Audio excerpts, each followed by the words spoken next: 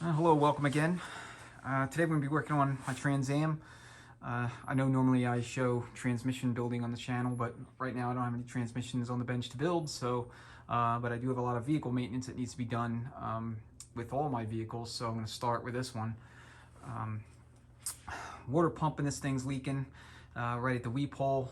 Pump's only like 2.5 years old. It's like an AC Delco. They're a professional line, so I don't know if that's their OEM quality or not. I don't think it is, but either way, it shouldn't be leaking so soon. So I've got to pull it off and see what's going on with it. But be that as it may, I'm also going to take the opportunity to do some other, maintenance that I think should be done at this point. The Opti Spark, I'm going to replace that. It's that pancake style distributor. That's the original Opti on this car, and it's well over 25 years old. So it's time to replace it, while we have the we have the pump off and everything kind of out of the way. I'm going to be doing spark plugs, oil pan and timing cover, gaskets and seals. Both are leaking. The crank seal is also leaking. The timing cover. Doing all that stuff in the vehicle is a pain in the ass, so I'm actually going to pull the engine out and do it all with the engine on the stand. So I'm going to pull the transmission out, bell housing, clutch, and probably going to just put a new clutch in it. The clutch was replaced roughly about 50 or so thousand miles ago. And again, it's working fine, but with everything all apart, it doesn't make sense to not do it. So because we're going to be pulling the engine out, we're going to have to depressurize the fuel system so that we can disconnect the fuel lines. And that's the first thing you want to do before, assuming you're going to be doing likewise, either working on the fuel system or having to disconnect it for some reason. You want to depressurize it. If you don't, when you go to crack the lines, a whole bunch of fuel is going to spill out all over the place. So do that first, even before you disconnect the battery. And to do that, what you're going to need to do on these cars anyway, is come inside right here, down by this kick panel. On the other side of it is a fuel pump relay. So we're going to take this off and pull the relay out, and then we'll start the car up, let it kind of, run for a few seconds and die, and then that will be sufficient to depressurize the fuel system. So there's a total of 7 Phillips head screws holding this panel in. There's 5 here along the sill, and then you have one there on the footrest, and then there's another one just to forward of the hood release. So just take those out, and then we'll remove the panel.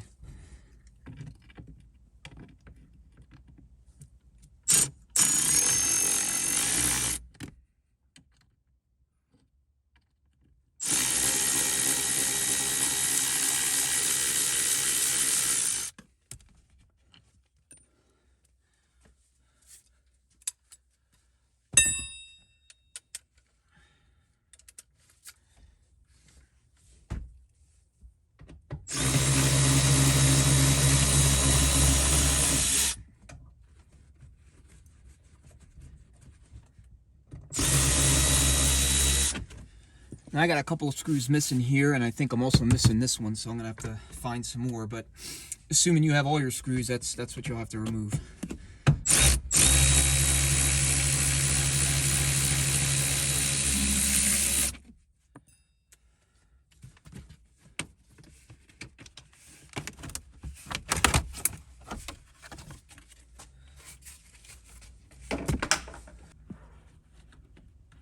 It's a little awkward to get to, so that's why I'm struggling with it a little bit.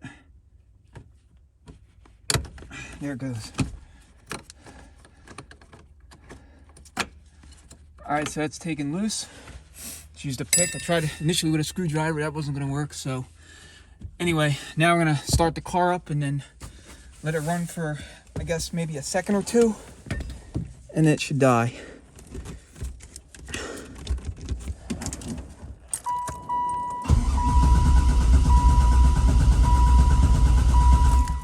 Okay, fuel system's depressurized. We're going to stay inside the vehicle now because we got to take out the center console so that we can remove the shifter from the transmission. So let me reposition the camera and we'll proceed.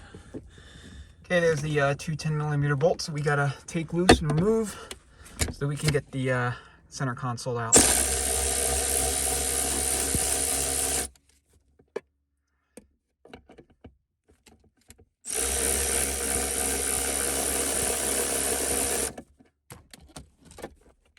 Next, I'm gonna take loose the shifter.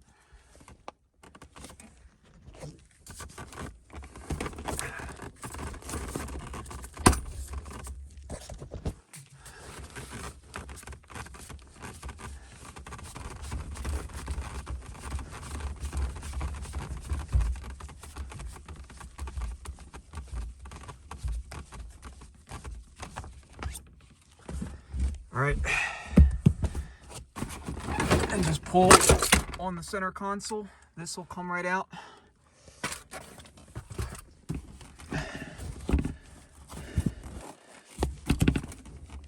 And then you're gonna want to be aware, you got the cigarette lighter there, so you want to be careful with those wires.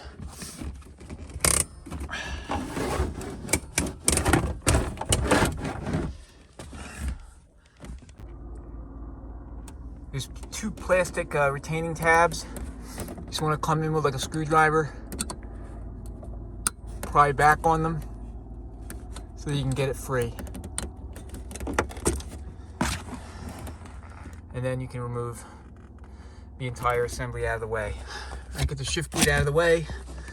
Now you got 7 6mm bolts that need to come out, and that will allow you to take off the inner shift cover.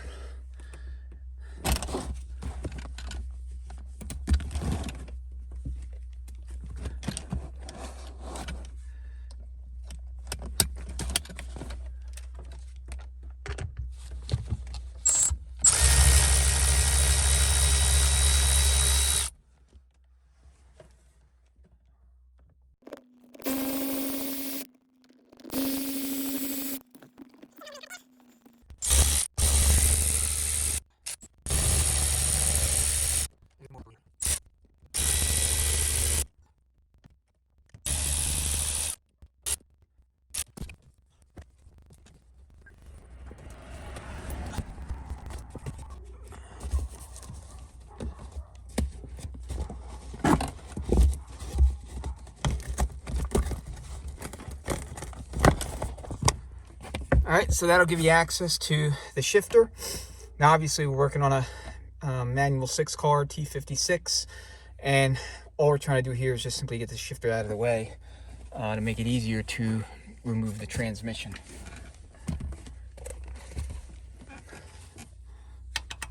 So 13mm on the shifter.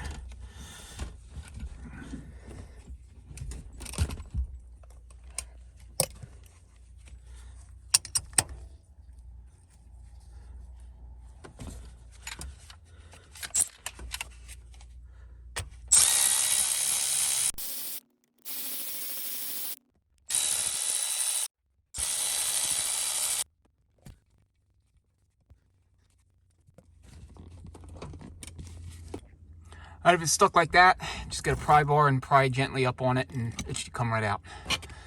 So you want to make a new RTV gasket, so once the trans is out, I'll clean up that surface so that when we go put it back in, we have a fresh bead of RTV, and that'll seal it right up. All right, we're pretty much done in the interior of the vehicle, so now I'm going to go ahead and disconnect the battery, then we'll go underneath and start yanking the transmission out.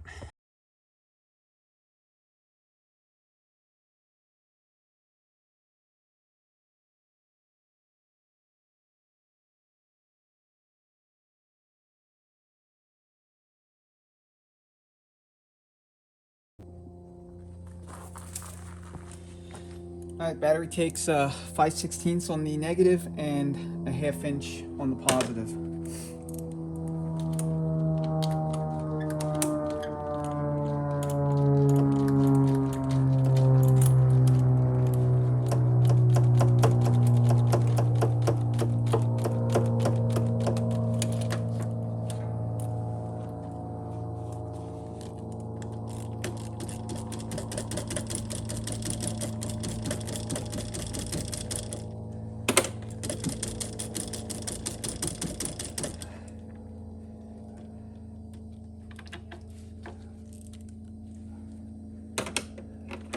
And then the hold down takes 13mm bolt.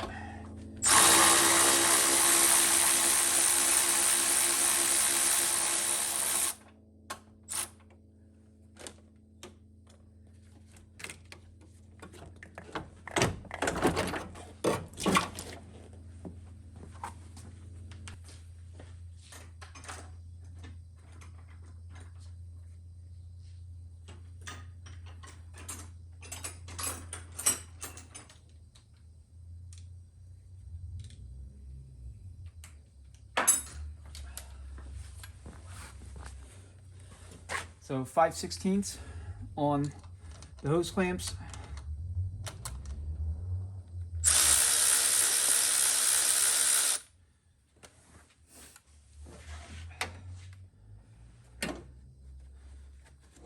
And then just undo the pound. Now if you have an elbow style intake, obviously yours is going to be different, but for these ram air intakes, you got to take off top portion of the box here to get to the rest of it, so you can take the whole thing out.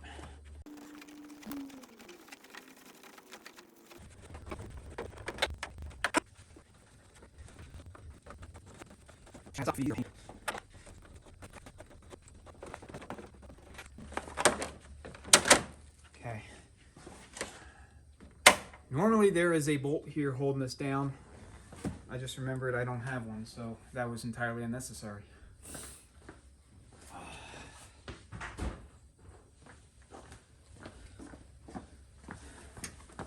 All right, so remove your air intake sensor connector. It's the air intake temperature sensor. Vacuum connector. And then you have your mass airflow sensor connector on the other side as well.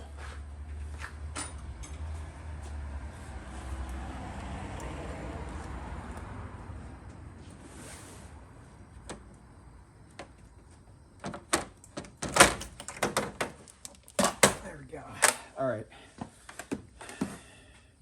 Ideally, you don't want to bang around the mass airflow sensor. You just want to be careful. They're more careful than I was.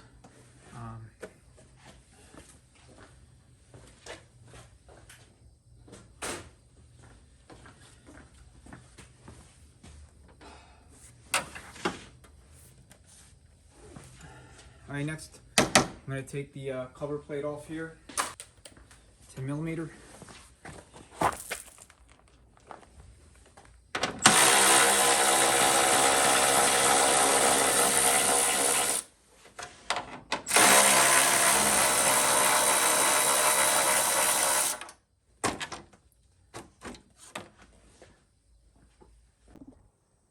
All right, so now what I'm going to do is going to go back under the vehicle, drain the radiator, disconnect the electrical connector for the fan assembly so I can remove both of those things, take hoses loose and things like that.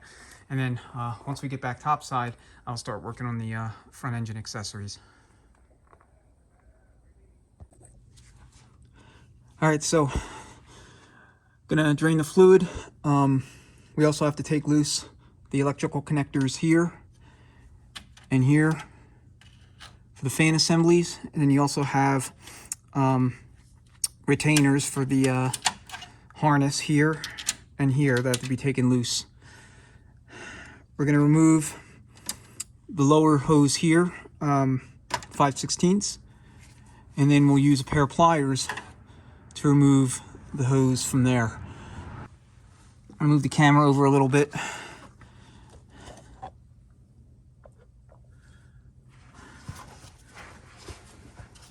Take a flat blade screwdriver and go ahead and just remove the connectors. It's not the end of the world if you break them. You know, they're all brittle anyway.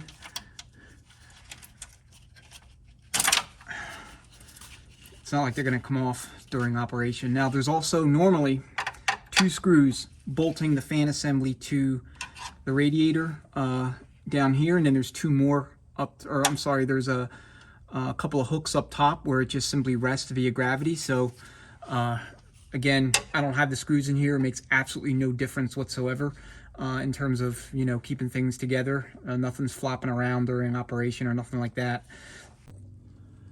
Now, before you drain the radiator, you want to take the radiator cap off, and obviously you don't want to ever do that when the vehicle's still hot. So make sure it's 100% cool, and then take the radiator cap off, and then from there you can drain the system.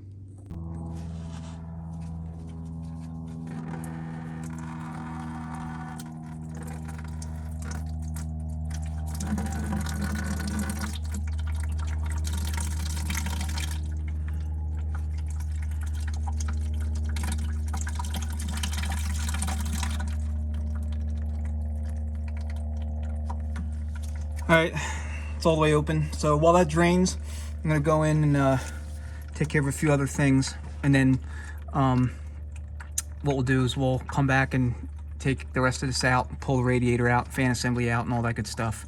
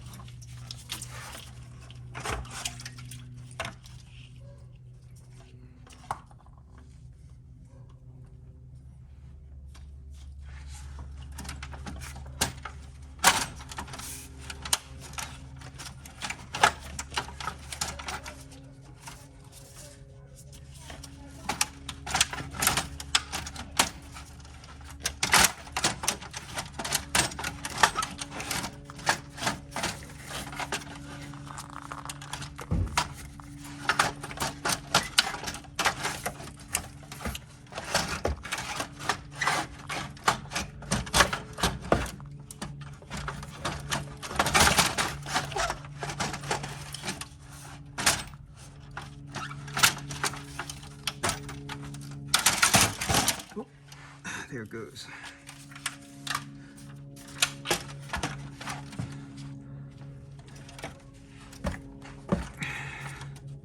So right here at this location, you can see my finger. There's another hose clamp for the electrical hose for the coolant temperature sensor that goes to the PCM that sends coolant temperature data to the computer, and that's in the front of the water pump. So that's what was holding it up. And of course I forgot that it was there.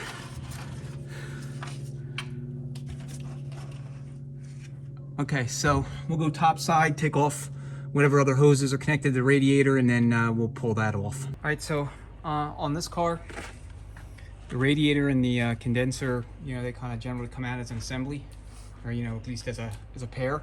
So I don't have AC in this car, like I said earlier, but if you do, you'll have to discharge the AC system so that, you know, if yours is like mine, so that you can remove the, you know, the line from your dryer and your expansion valve.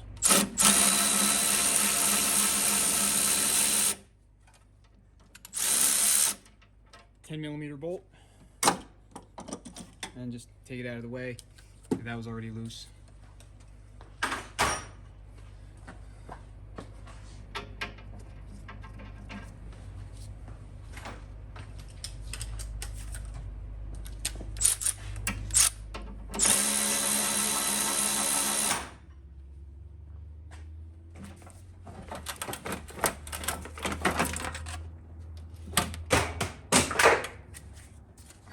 That shroud out of the way, and then just carefully lift up on the radiator. I'm not in the best position, so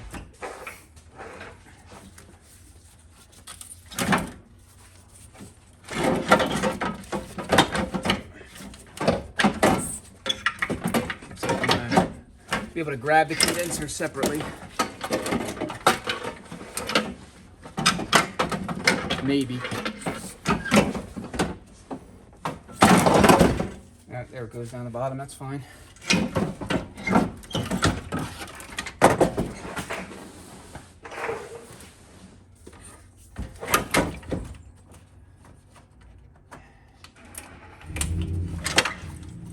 And be careful of harnesses, this one's caught up. Okay.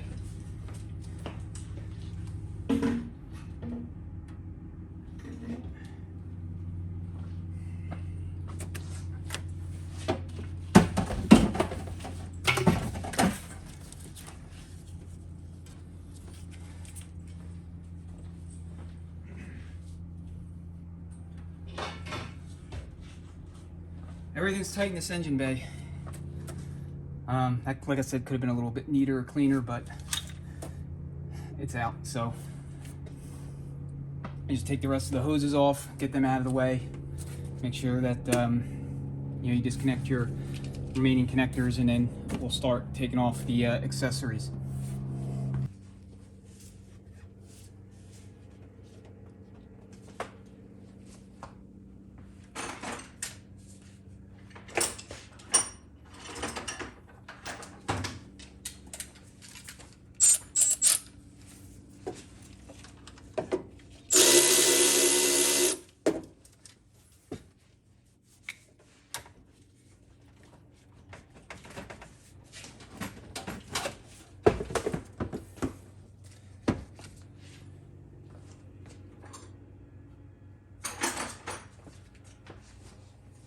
Alright, so here's the coolant temp sensor.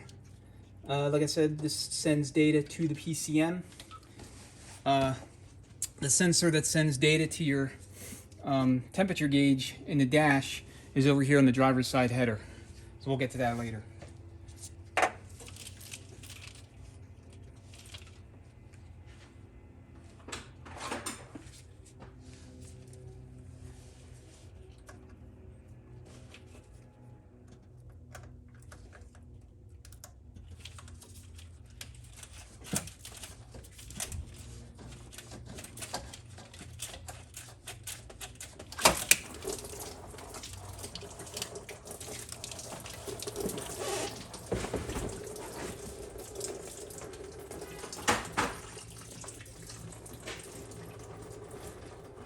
All right, that was your lower heater hose.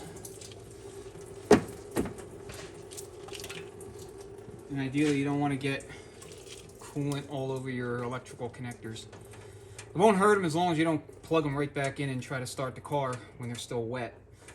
But the air intake temperature sensor connector got drenched.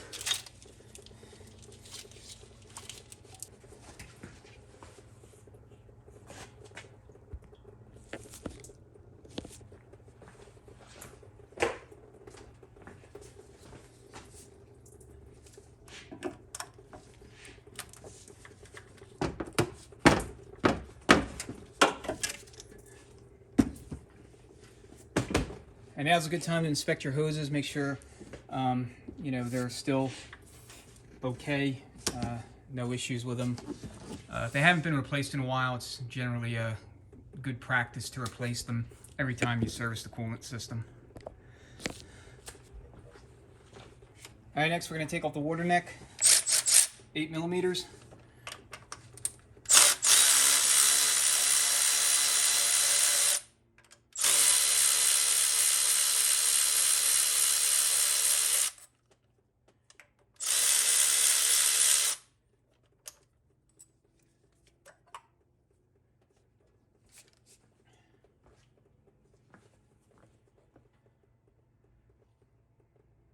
Probably going to replace this water neck. It's been on there for a while.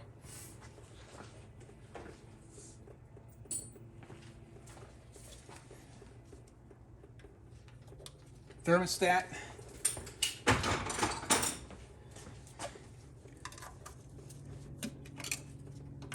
I run 180 degrees. I believe that's stock. I ran 160 for a while, but I found that oddly enough, or counterintuitively, it would actually stay cooler with the 180 than it did the 160 in the summer. The 160, once it got hot enough, it would just sit at 215 degrees pretty much the entire time you're driving. But with the 180, it would oscillate between 210 and around 185, 190. So unless you have a specific reason to run, colder than stock thermostat, I'd recommend keeping your thermostat to the stock temp.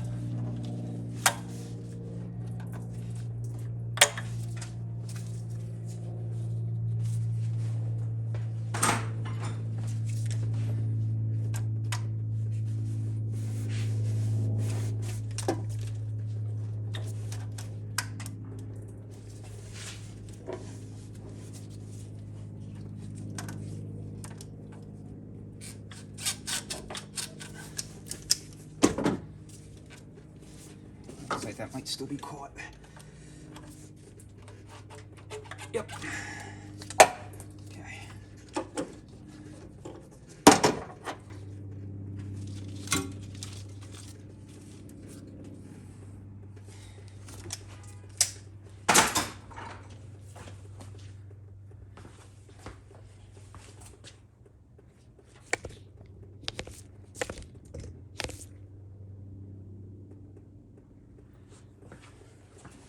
All right, here you have your idle air control valve and your throttle position sensor.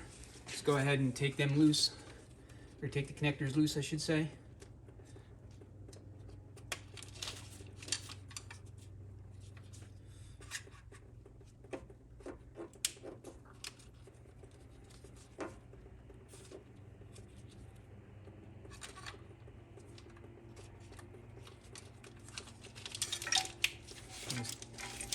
out of the way.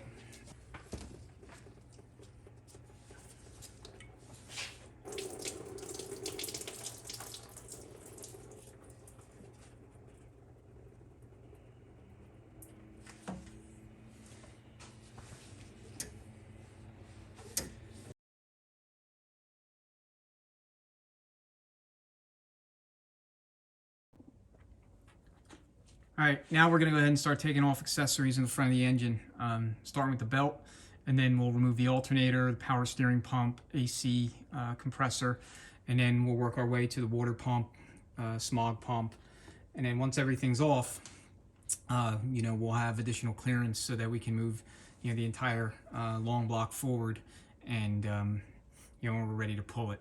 So after that, I'll go ahead and start disconnecting the you know, all the fuel injector connectors. We'll have to take loose the fuel lines, get them out of the way, and then anything else that would need to be, you know, removed or disconnected or whatever in advance of hooking up the crane so that we can start, you know, getting the engine out.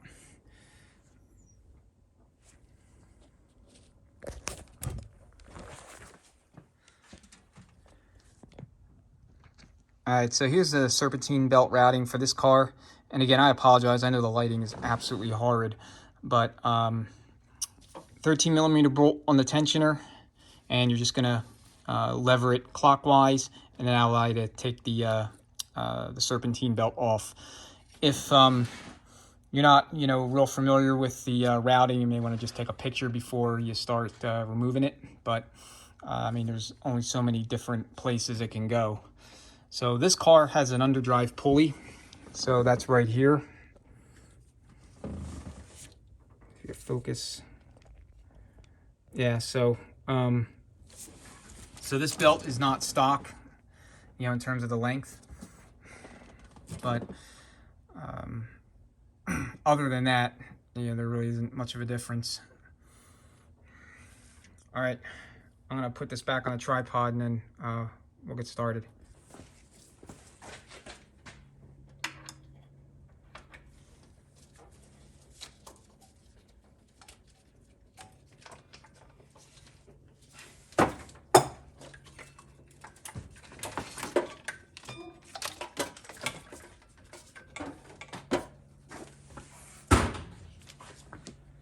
So you want to inspect the belt, make sure that it's not cracked, it's not torn anywhere.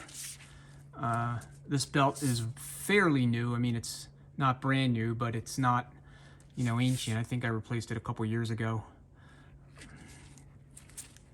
If the belt does have signs of wear or cracking or whatever, you know, it's just best to replace it. And I would also, as an abundance of caution, keep a spare one in the car, because if you have to, in a pinch, put one on because it's snapped, you know, you want to be able to do that. That is, if you want your power steering and your alternator and, you know, your AC compressor to work.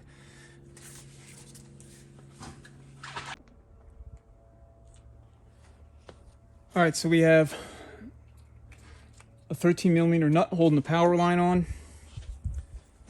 I'm just going to remove the rest of this expansion valve to dryer line, get it out of the way. So we're going to take that loose, and then we'll go ahead and take out the 2 bolts holding the alternator onto the bracket.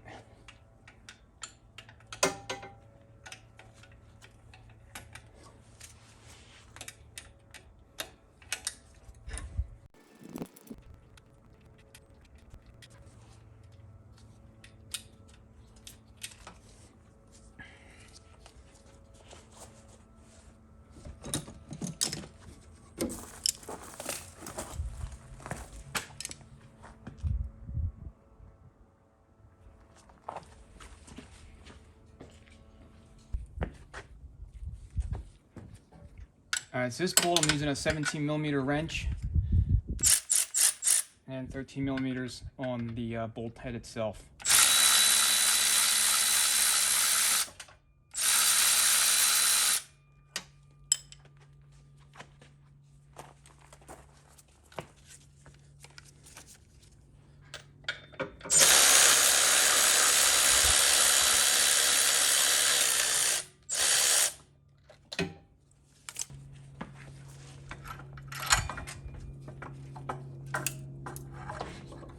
And then there should be a connector underneath, right here. So we'll have to take that loose.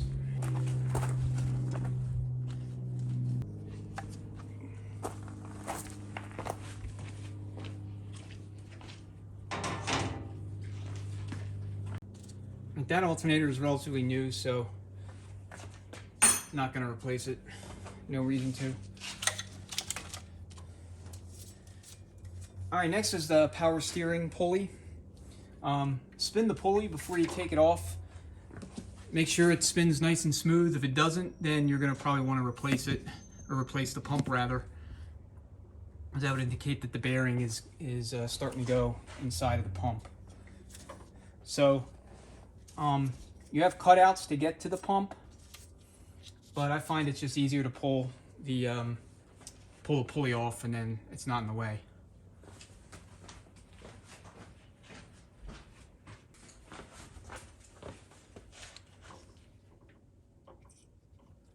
Hit it with a little penetrant oil, and then to take it off, you're just going to use a pulley remover, just like this. This one's a Snap-on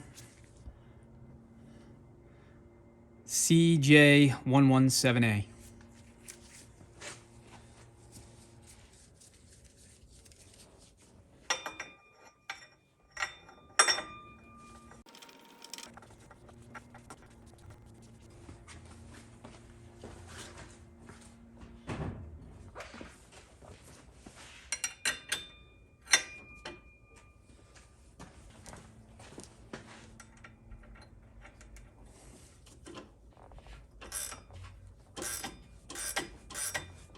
So 1-inch wrench on the body, and then 1/2-inch wrench on the forcing screw.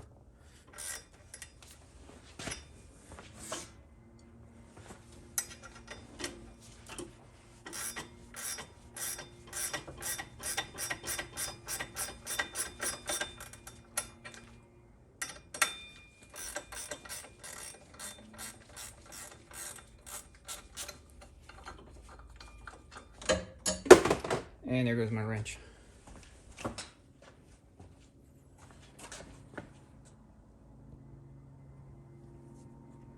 right, now we have access to the steering pump. We can pull that off, kind of get it out of the way to the extent that we can, and then we can deal with the AC compressor, and then ultimately this passenger side, mounting bracket. All right, 10 millimeters.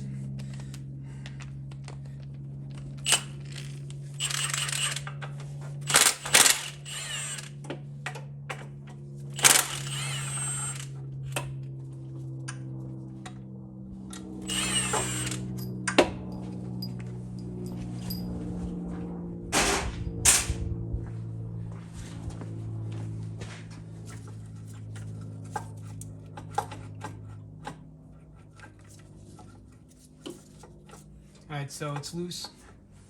So now we can get at this bolt here that's right behind it.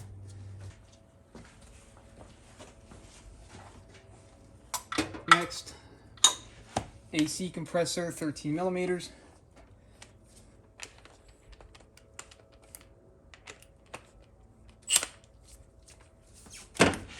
Before we do that, we gotta take the connector off.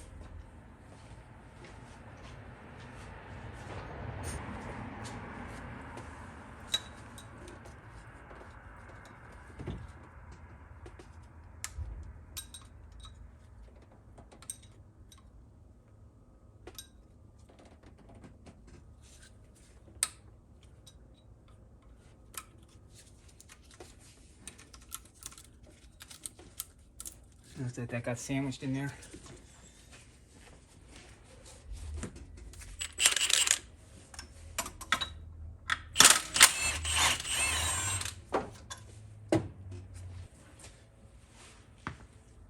So that's one bolt hole location, and the other is down below.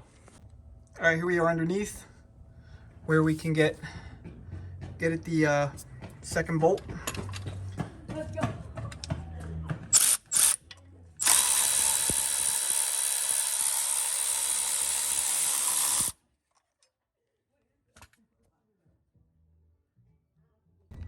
In this car, all the AC compressor was really doing was just to serve as another pulley for the belt.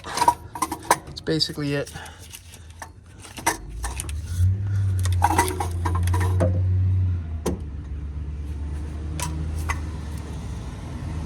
All right, now we're gonna do the tensioner, get that off. And then from there, we should be able to get at the bracket and get it out of the way. Okay, next up is the tensioner, 10 millimeter.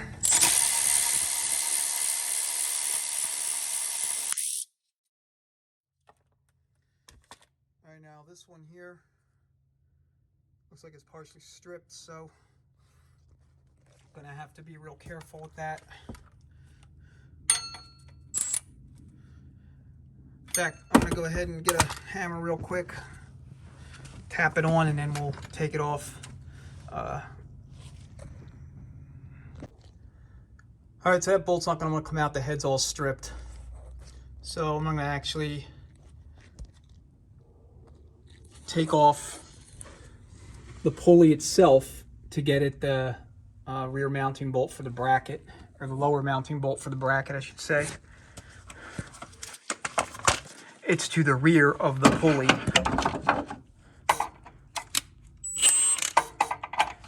So 13 millimeters.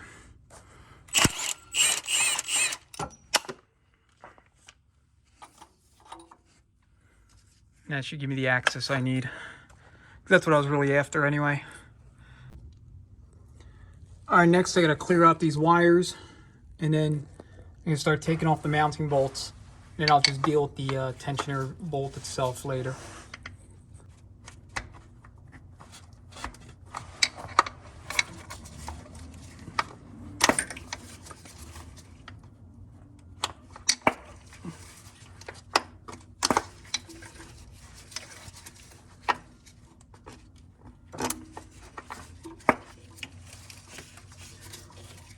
Coolant all over these wires, all over the opti.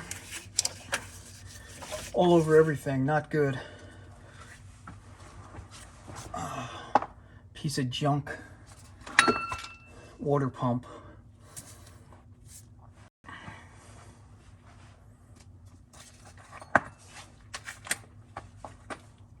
Okay, these look like 15 millimeter.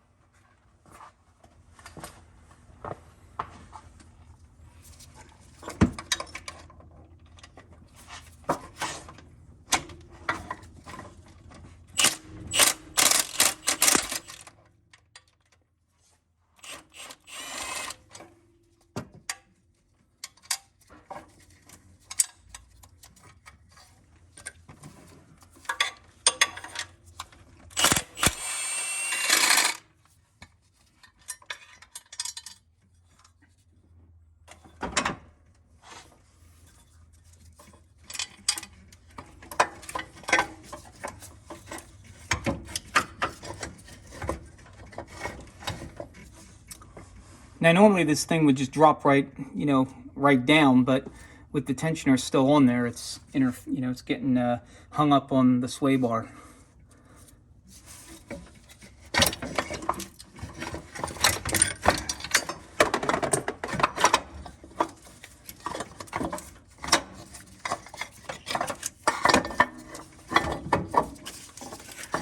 Let's further monkey with it.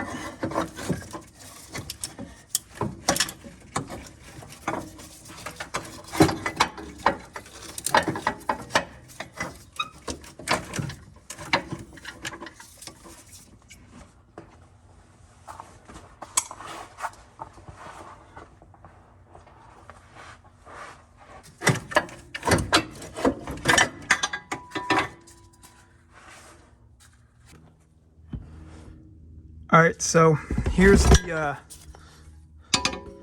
mounting locations for the bolts. Got one right here. Got one right here. You got one right here, and then one right here.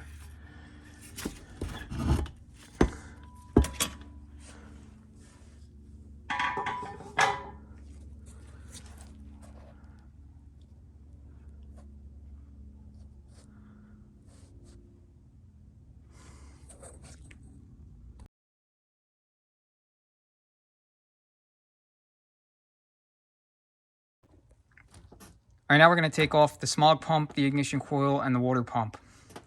So there's a few things you got to take loose before you take off those three things. With the ignition coil, there's actually a lot going on, more so than you might see at first glance. It's got a connector here. It also has a connector on this bottom side that's not visible, but it's right down here. You have a ground wire here on the left side mounting bolt. And then on the right side, you got a nut, and then you got a stud and a bolt. And there's another ground hook up there.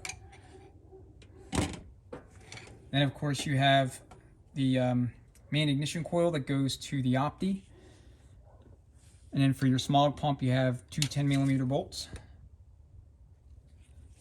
One here and one here. And you have your hook up to the diverter line or exhaust recirculation line there.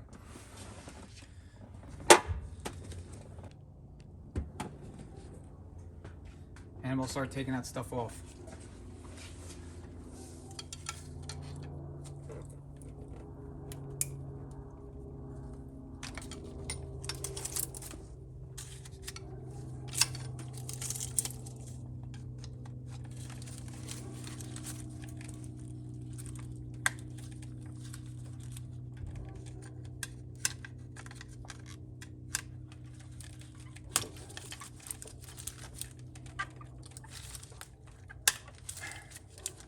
This lower one's a little trickier to get to. I might just leave that for when the coil's loose, and then I can get at it a lot easier.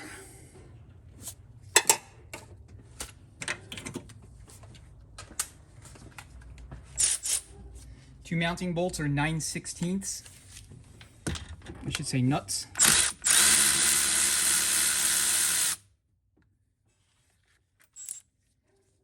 So these nuts hold the grounds in place against the studs.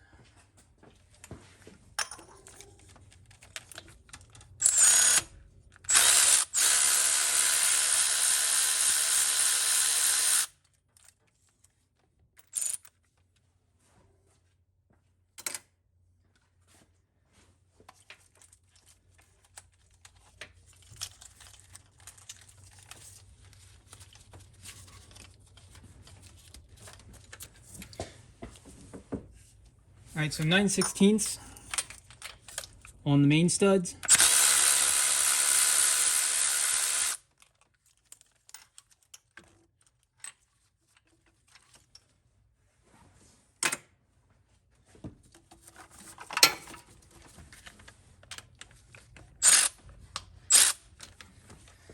Looks like I'm being interfered with by the ground. All right, so I'm going to pull the smog pump off, then I'll have to get at that with a wrench.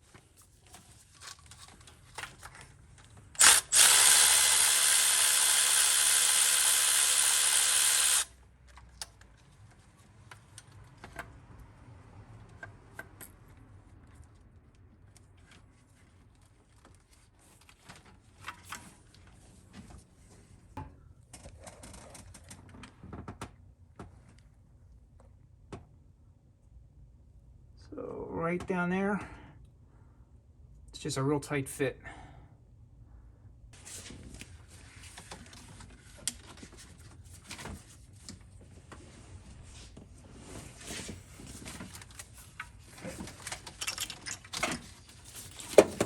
Alright, so here's a connector that I was referring to with the smog pump. Yeah, if I can actually get it into focus so you can see exactly what it is I'm talking about.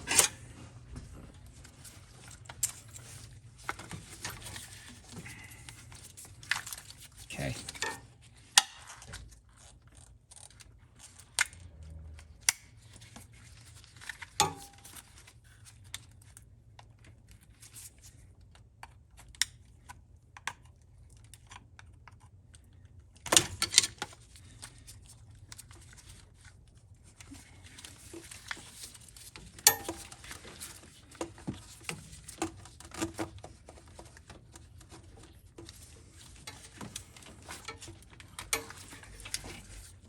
And of course, when I'm filming, it will fight me to the fullest extent possible.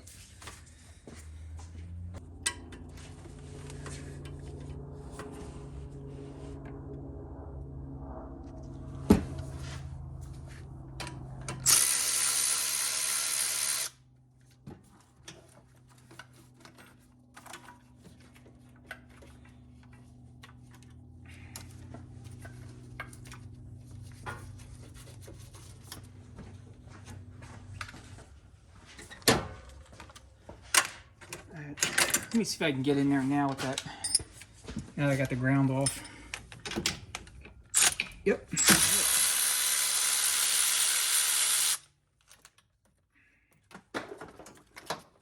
Into the drink with the socket. Alright, so here's the other connector. And then the coil wire.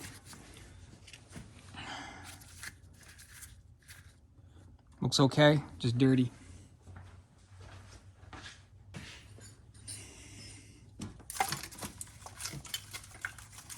And we got the lower mounting bracket that we also have access to.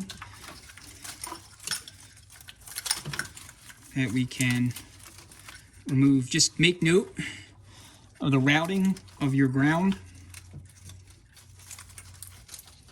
so that when you go back with it, you route it the way it came out.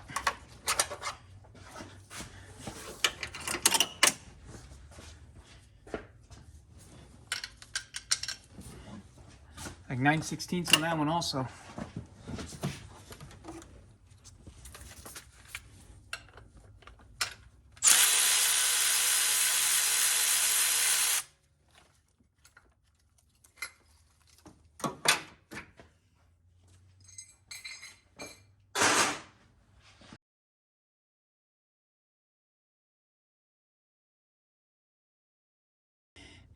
Let's go ahead and deal with the pump.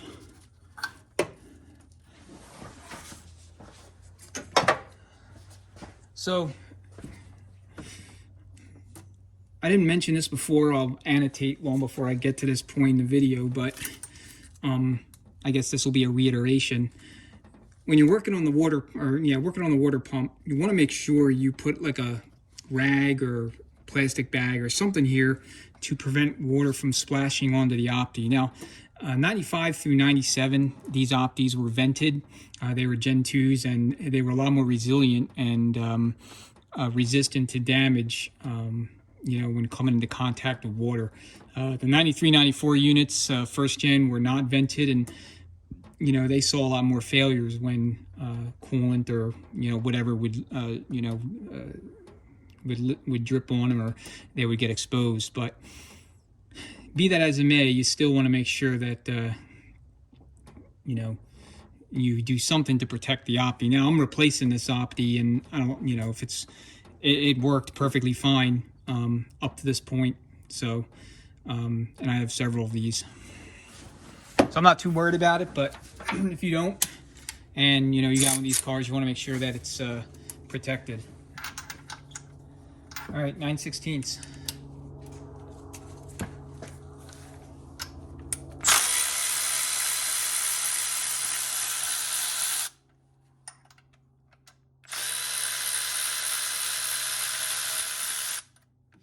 Now the new water pumps are not going to come with the sensors, or at least most of them don't. So you'll need to transfer that sensor to your new water pump.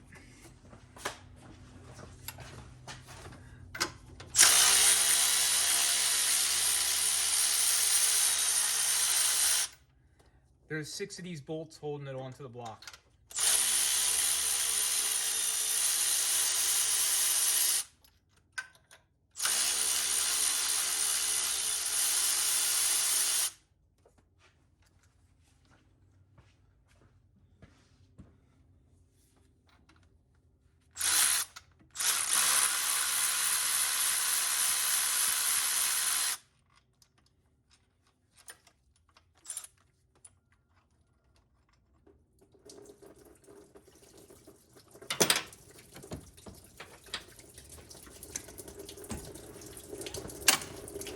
Make note of which of those are exposed to the water jacket so that when you go back with them, you put thread sealant. I think I ended up using thread sealant on all of them regardless.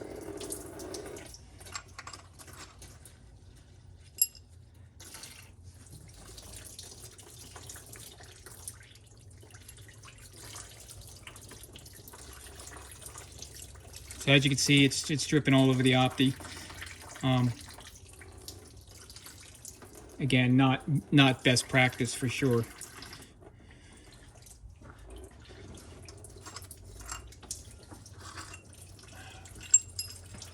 Pump might stick to the block, so just use like a pry bar. Gently pry it out on it. It's going to be held in place by the locating dowels.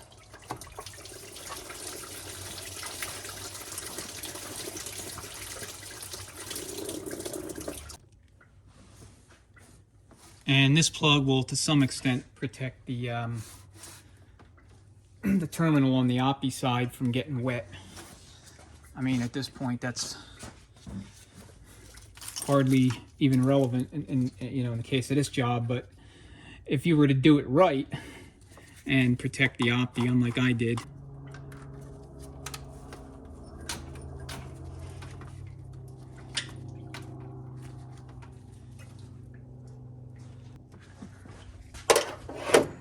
All right, let's get this water pump out of the way.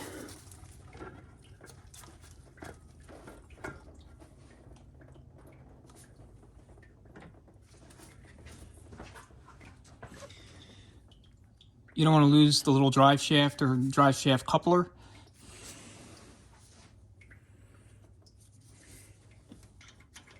So this goes here.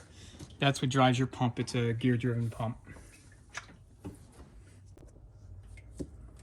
And before I forget, you notice that the coupler has a groove on one side, or one end of it.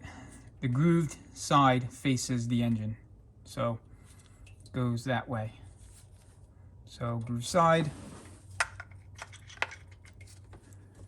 faces the engine.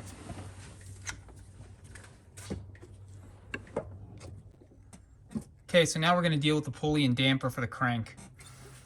Now to pull this all off, hub, pulley, and everything, damper, you need a special tool. And I have that tool, and we'll go through on how to use it and set it up and show you what it does and how it works.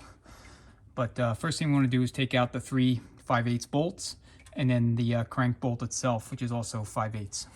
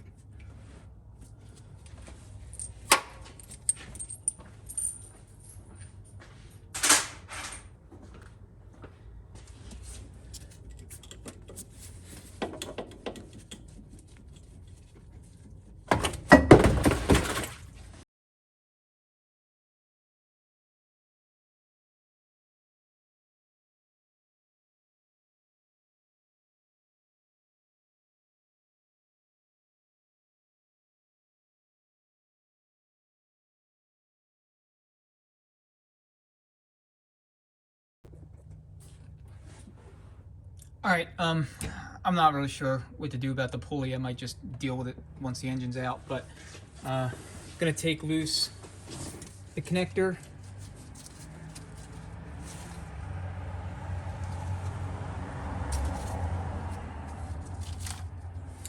And then you can get rid of the main coil wire, or main coil plug rather.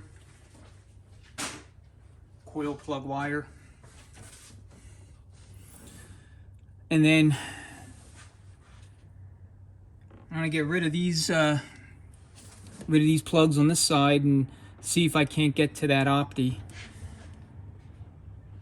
and take it off anyway.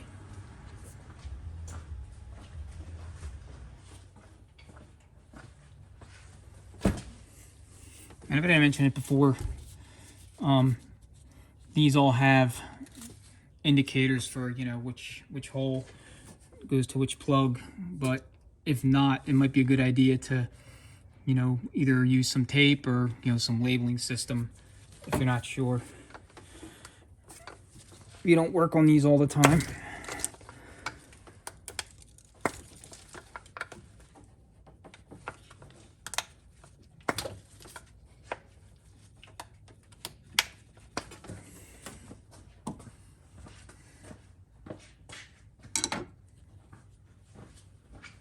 All right, 10mm bolts on these.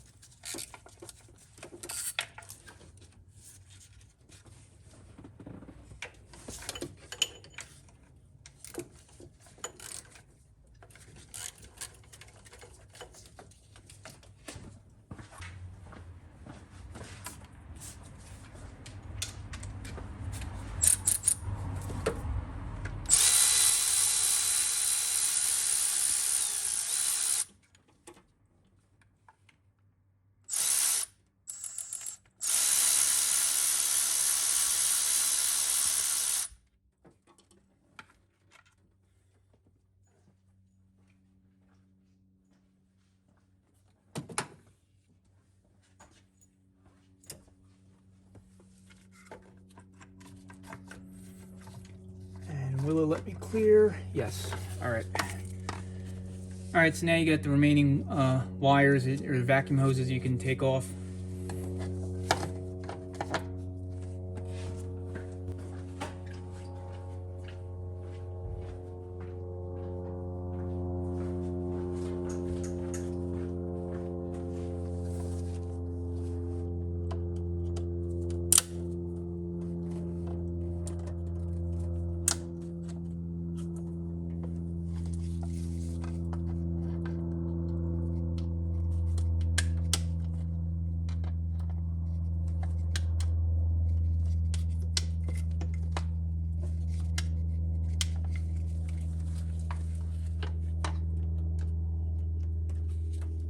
And of course, this smaller one wants to do battle.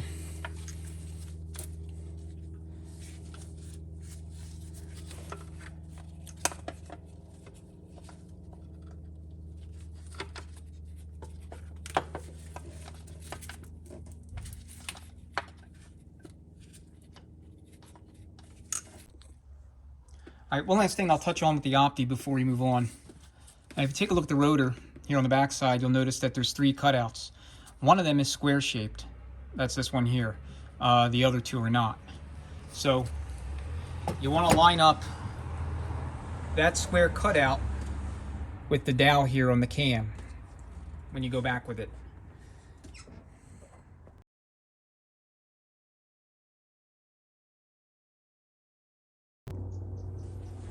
All right, now that we're back topside, we're gonna start doing everything we need to do to take the intake manifold off. That includes disconnecting the throttle cable assembly, the fuel lines, taking loose all the injector and other electrical connections to various sensors and other things, as well as removing anything else that is otherwise in our way. This will be a good standalone video for those that need to remove the manifold to either replace the gasket or do valve adjustment or whatever the case may be. But In this case, what we're trying to do is just get that additional clearance topside so that we can get our rigging in and pull the engine out when the time comes. All right, so let's get to it. First things first, let's get that strut tower brace out of the way. So 5/8, both wrench and socket.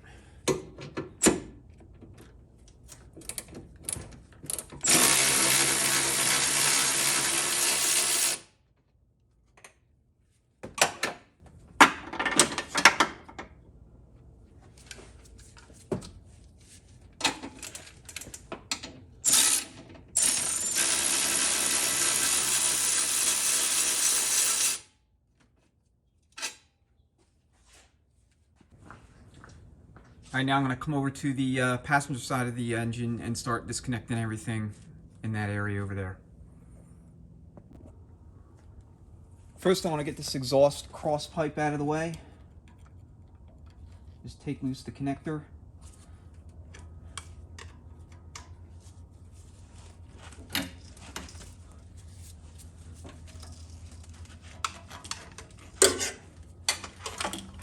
And then off it comes.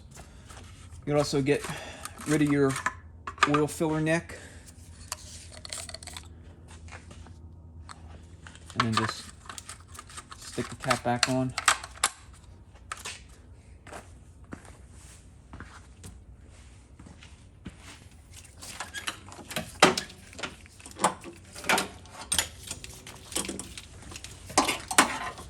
Alright, so here we have the manifold absolute pressure sensor, and then your exhaust gas evap solenoid. So take the connections loose on those.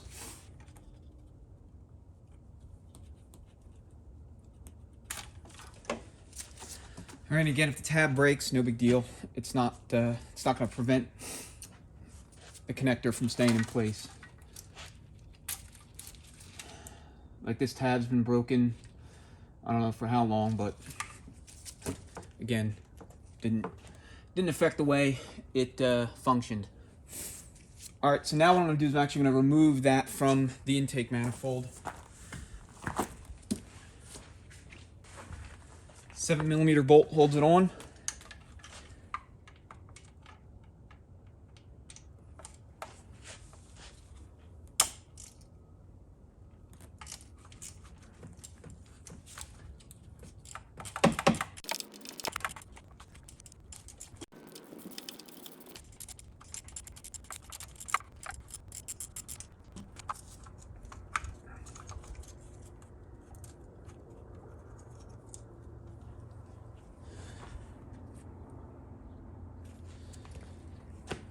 And by doing this, it'll take the tension off these lines, which are delicate, and also allow me to get to the center bolt here for the intake manifold.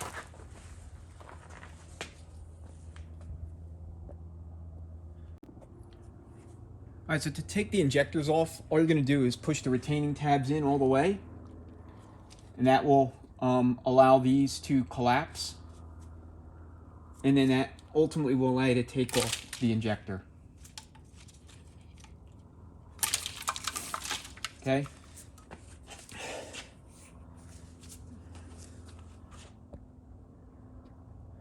All right, now I'm gonna take loose this little retainer here, so I can get the wiring harness out of the way,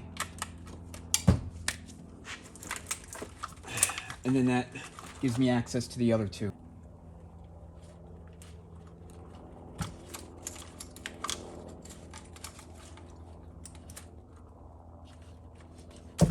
So just press down on them and pull up. Okay, just like this. Press down, pull up. All right, so the lower line here is goes into the fuel rail complex and basically serves as your recirculation.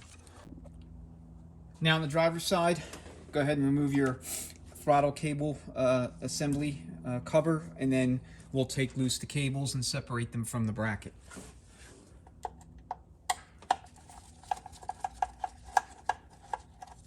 So Phillips head screwdriver, just one little screw here, and then it comes off.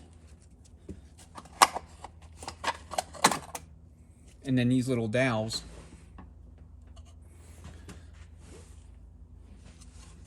they go in threaded ports on the intake manifold.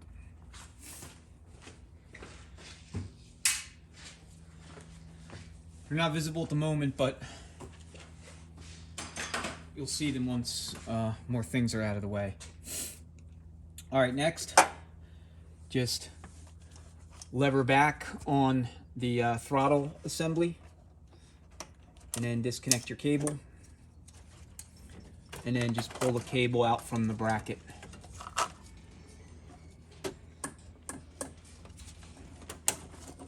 And then unwind it. I should say unwind the other cable. And you can take it loose.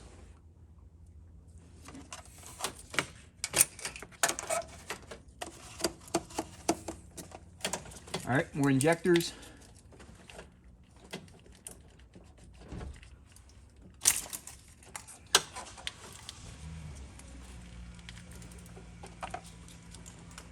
They will be stubborn if you hadn't taken them off in a while or if they haven't been worked on. But you just squeeze tight and pull up and they'll come off. All right, I'm gonna move the camera again so that we can kind of see deeper into the engine bay and get visibility to the fuel lines and other things. All right, go ahead and disengage the little retainer for the evap line. You can use needle nose. Mine broke, but that's what you would do. And that'll give you clear access so that you can get to this nut here that folds down the retainer. Once that's off, then you have access to the nut that's ultimately in place to hold the intake manifold to the cylinder head. All right, next, if you haven't done so already, just take loose this connector back here so that you can get access to the fuel lines.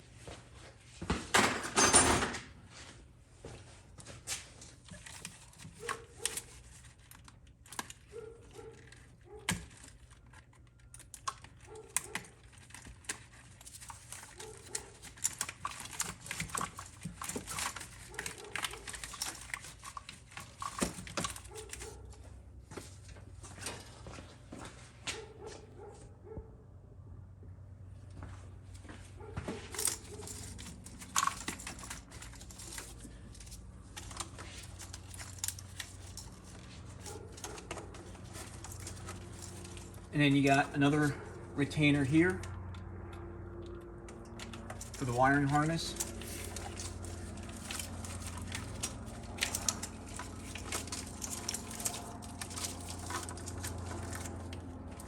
And then this line here is going to the coolant temperature sensor or sending unit for the gauge in your dash.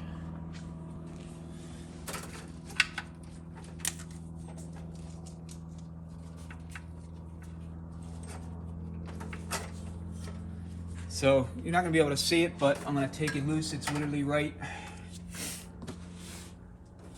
here. You can see where my screwdriver's pointing. It's right down here.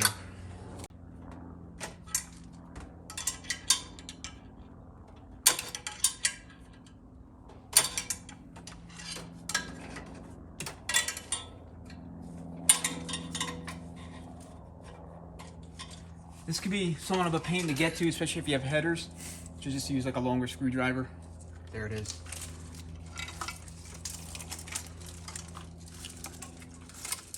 And then you can route the harness away. Just be careful with the evap line. You obviously don't want to break it.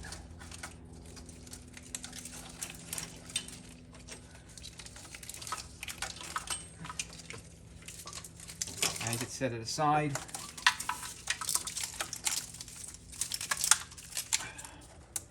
I'm gonna try to get as, I guess as unobstructed view as I can to these fuel lines. It's gonna be difficult for me to really show what's happening, but I'll do the best I can.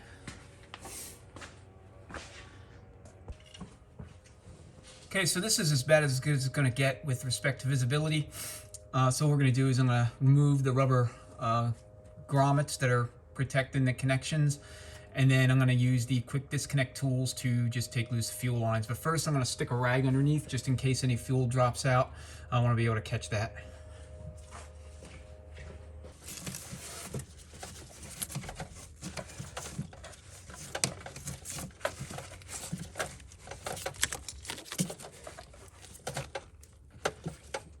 All right, so just push the little grommets off and out of the way. So we got the 3/8 supply and then the 5/16 return, respectively. So 3/8 and then 5/16.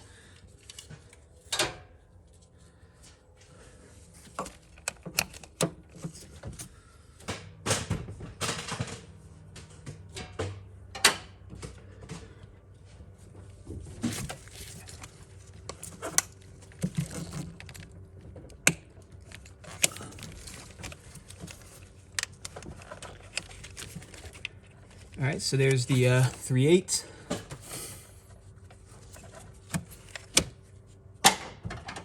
And then we'll use the 5/16 tool to remove 5/16 line. If I can get at it.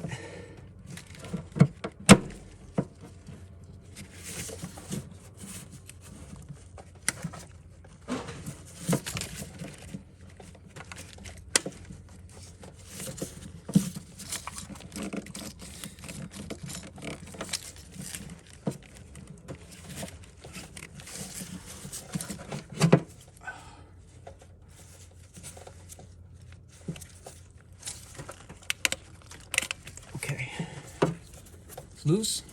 A little bit of fuel's dripping out. No big deal. Okay, so what I'm going to do is I'm going to let them sit there for a second. I'm going to see if I can grab something to, you know, kind of cover these lines with, just to make sure that nothing gets in there and or nothing gets out before I take them away.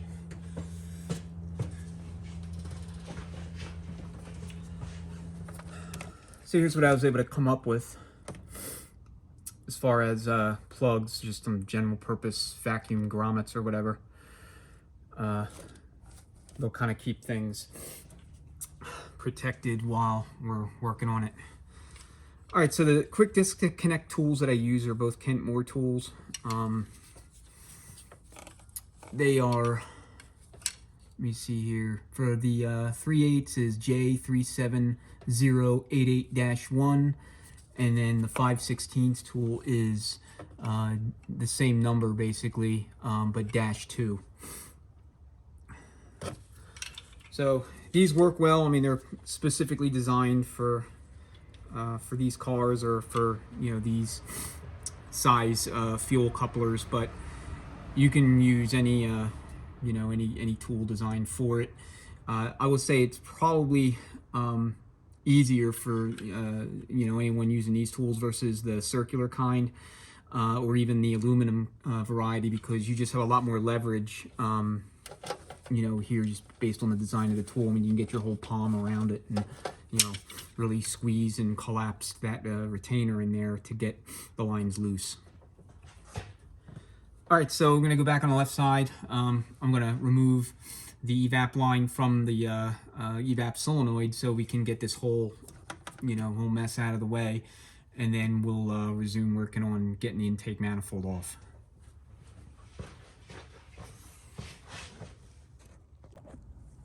So now I'm going to remove the evap solenoid, get it out of the way so there's you know, no chance of it being harmed. And then what I'm going to do is I'm going to take loose the hose connector here on the elbow. This coolant line runs from underneath the throttle body down and back to the cross pipe between the cylinder heads, so that's going to stay with the engine.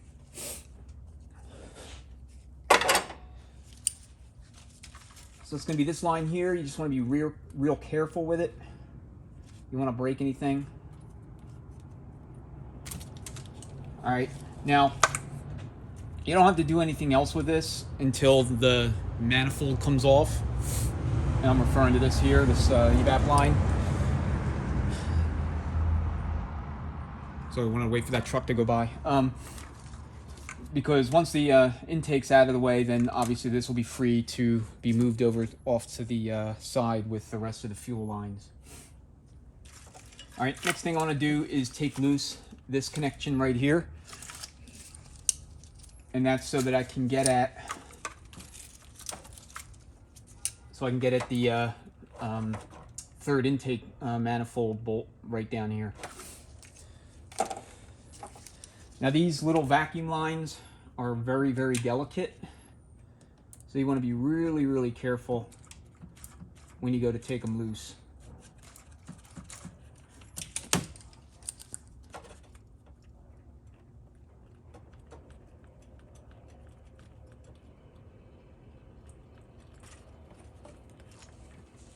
If you own one of these cars, it's a really good idea to go to the salvage yard periodically and just for for any F-bodies that are in there with LT1 engines, they're all going to have those same vacuum lines.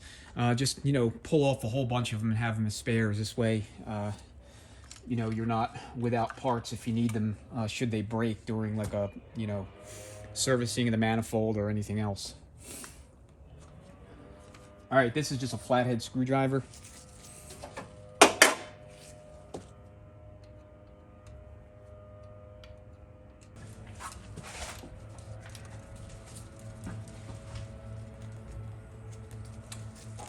So if you want to have a catch pan ready to catch any dribbles that come out.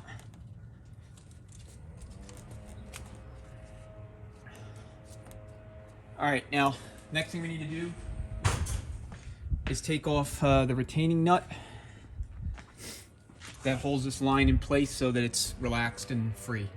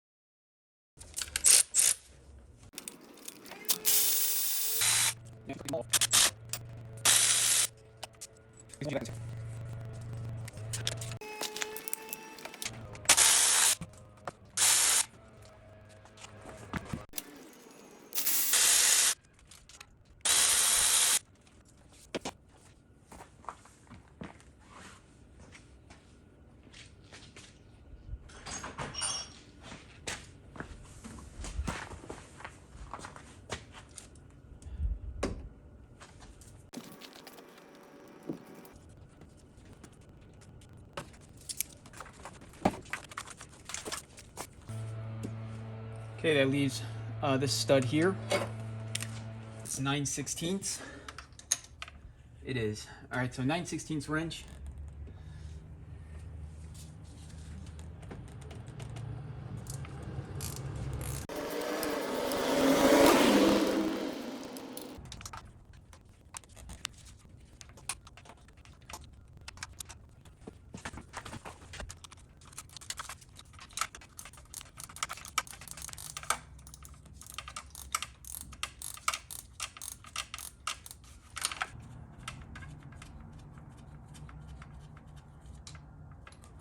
Okay, that's off.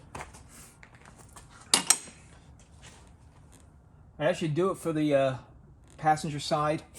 Now, let's go back over to the driver's side and finish the process. All right, so a couple more things I want to take loose first. We have the hose going from the manifold to the vacuum boost.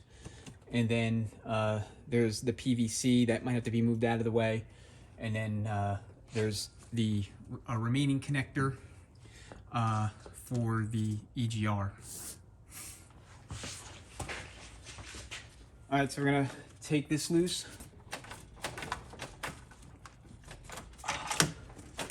There it comes. Okay. All right, so way in the back here, behind the fuel line hookups is your exhaust gas recirculation solenoid connector. All right, so there's what I'm referring to right there, the Delco Remy. So that has to be disconnected, and then most of the wiring harness pretty much is out of the way.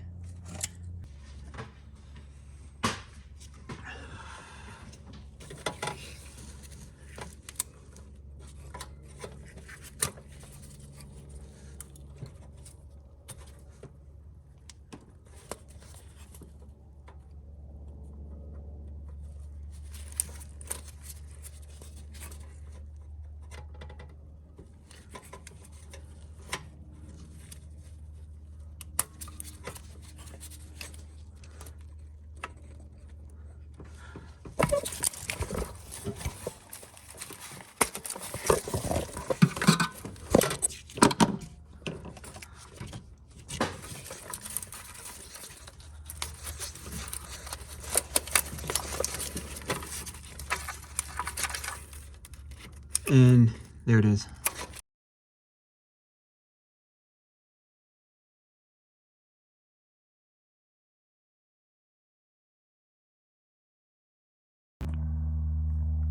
So what I think I'm going to do is I'm just going to disconnect the lines from the solenoid to probably make the most sense, and then just unscrew the whole thing, and that should take out, you know, the stud, the nut, and the solenoid itself.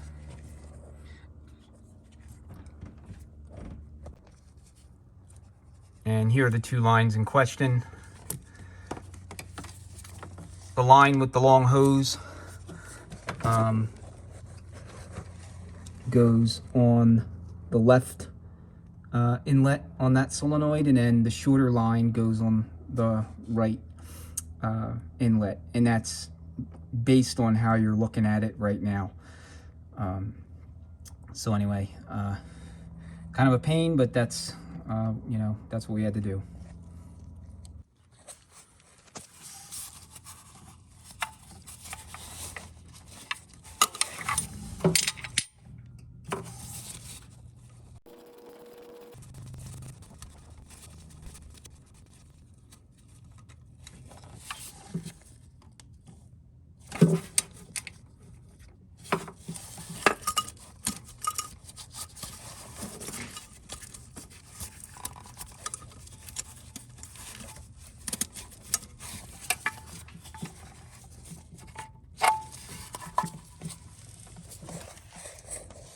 So longer line with the hose goes here, and the shorter line goes here, and that's based on this orientation.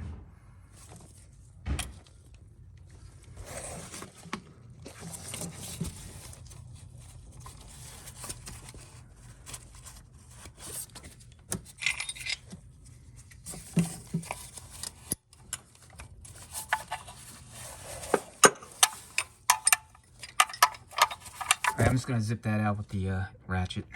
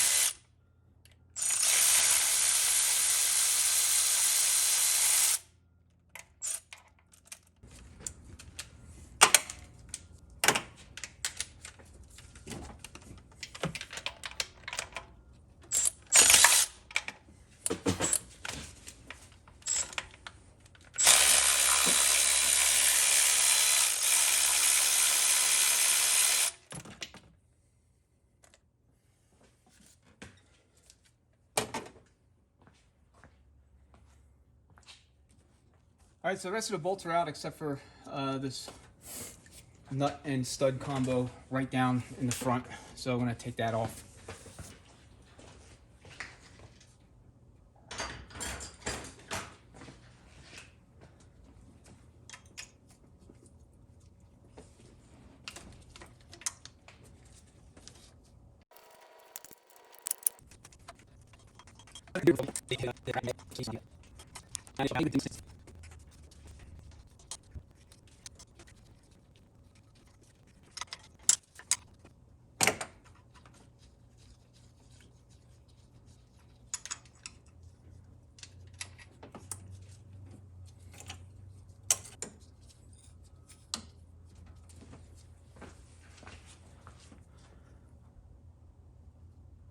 So here's how that goes. All right, so now I'm gonna do a quick check on the top side, just to make sure everything is, disconnected, and then I'm gonna go back around to the driver's side and remove that, exhaust pipe or whatever you call it. I'll annotate from the intake manifold, and then at that point we should be ready to pry up on the manifold and get rid of it.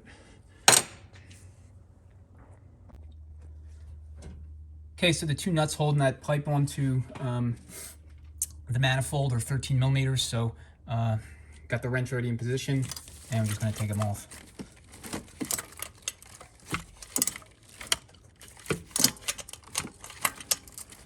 A little awkward with the camera in the way.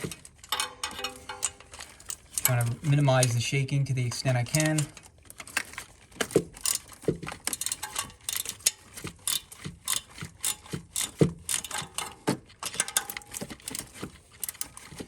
Alright, and they're finger loose, so I'm just gonna pull them off.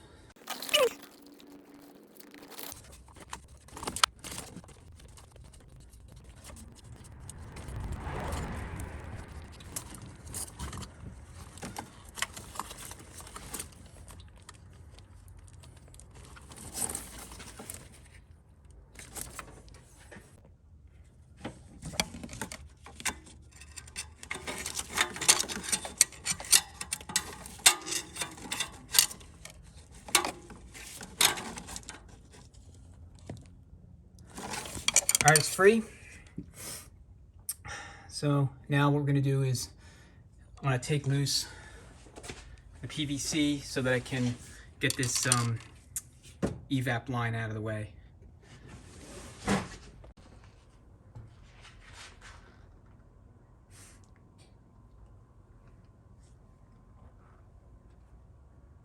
So I'm just gonna take a box cutter and cut right down the side here, and that should come right off. Before I did this, I went ahead and ordered a new one, just to make absolutely sure I didn't destroy a part that otherwise is not easy to replace.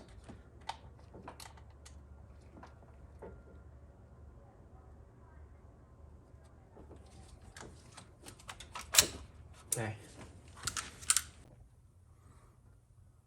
All right, now that we have everything removed from the manifold that would possibly hold it to the engine, including all the bolts and connections, accessories, etc., lines, all that good stuff, you just want to do a thorough once-over around everything, on the top of the engine, just to make sure that there is in fact nothing that might be getting in the way between you and removing it, removing the manifold, that is.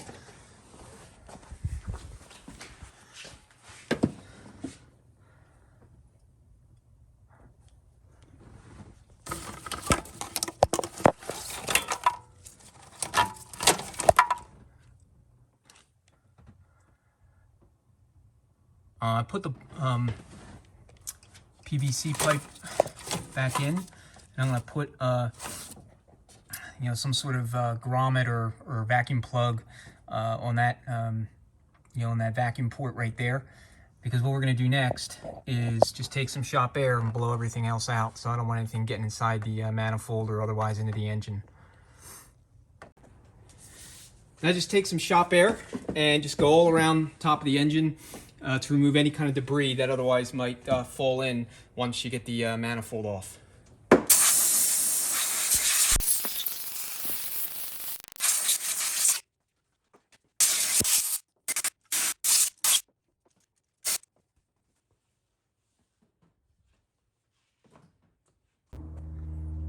All right, so now it's time to actually pry the manifold off the rest of the engine.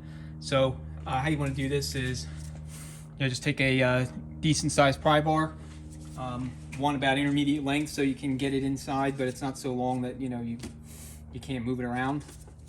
And you want to stick it under here at this location. This is basically where they have you pry up on it. And then just gently but firmly, well, not gently, but like carefully and firmly, you're gonna pry just as much downward force as you can, pry up on the manifold. If it feels like it just absolutely does not want to go, it doesn't move, like as if, you know, a bolt is holding it down or something, then stop and just, you know, double check. But otherwise, you know, get as much leverage as you can, and then push down on the pry bar while you're prying against timing cover.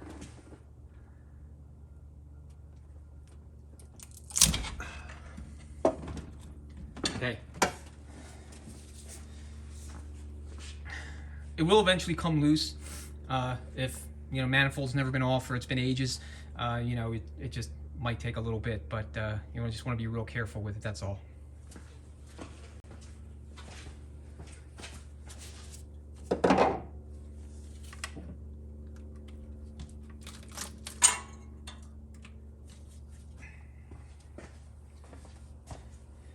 All right, I'm gonna go cheat a little bit and get underneath the car so I can pry up on the rear of it. I say cheat because, I mean, unless you're gonna remove the transmission as part of this job, you're not gonna be able to do that. But, you know, time's kind of the essence, so I wanna get this done. Plus the battery's running low on the camera.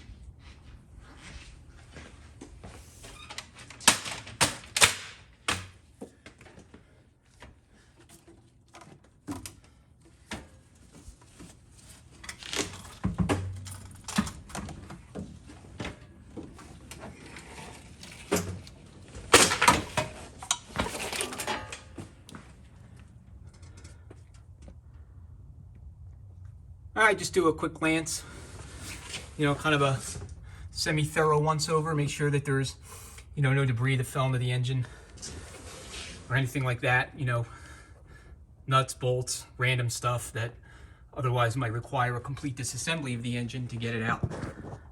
All right, manifold's off.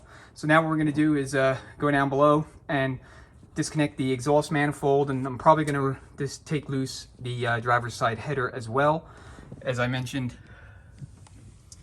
I have some concerns about whether or not it's going to clear the steering shaft.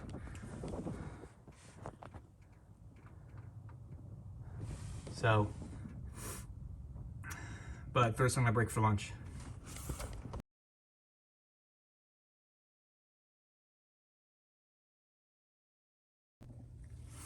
All right, now we're back underneath the vehicle. We're going to pull the exhaust bolts out that connect them to the headers, and then I'm going to yank the starter off, and then from there we'll go back topside and you know, deal with a few other things that we have to do, including the pinch bolt for the steering shaft. I'm going to take off that driver's side header, pull off the plugs, or excuse me, the plug wires, and then you know, we'll do some general prep work for removal of the engine. So 15 millimeters on the exhaust bolts. And it's a good idea, if you haven't done so, to spray them with Core Oil. In a perfect world, you'd be able to spray them overnight and let them soak in. And this way, when you go to take them out, you're not going to have issues.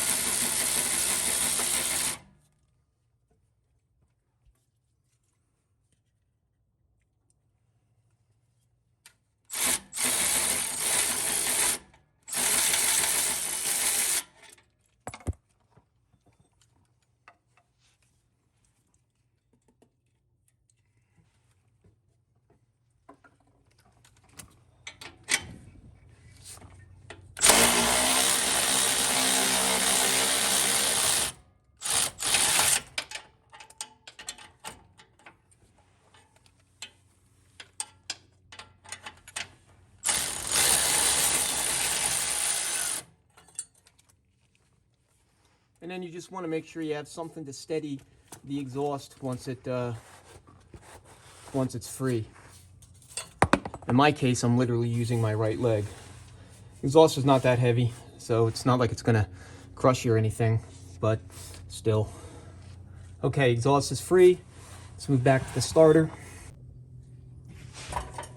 Okay, starter takes 9/16, and you'll need to probably use a traditional socket instead of an impact because this particular bolt, there's pretty much no clearance or very little clearance. Certainly not enough for a thick impact socket.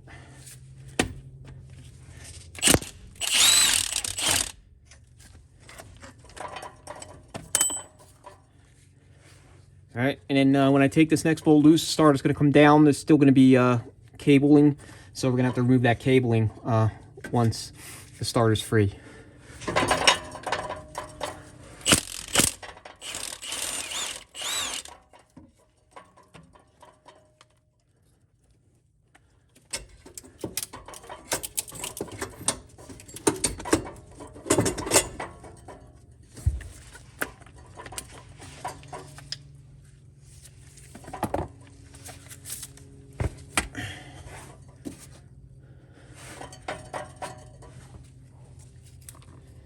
All right, now's a good time to disconnect O2 sensors.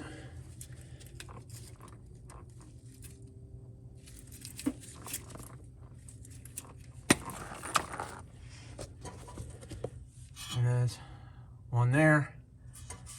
And then you have one right here, you know, where the starter's sitting. So disconnect that and then take loose all the cabling that goes to the starter, and then from there we'll go top side and remove that header, and the header will actually come out through the bottom, so I shouldn't have to remove this O2 sensor. The only thing I want to remove are the plugs, or excuse me, the plug wires, so that the header can just more or less fall down. And worst case scenario, if it just sits there, you know, is wedged, when we start moving the engine around, there'll be plenty of clearance for it.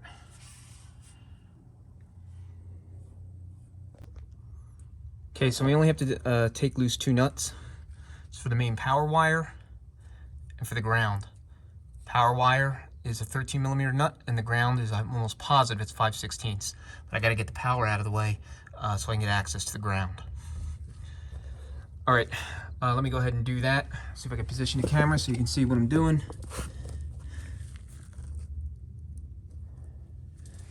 All right, that's gonna have to be good enough.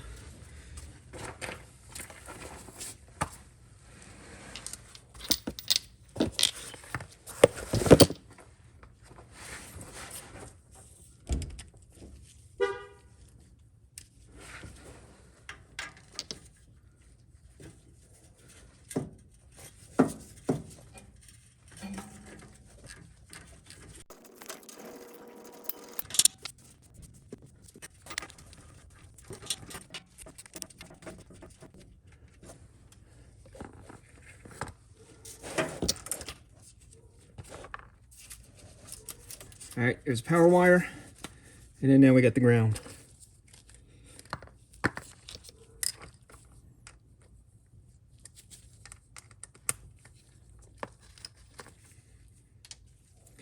Yep, 5/16.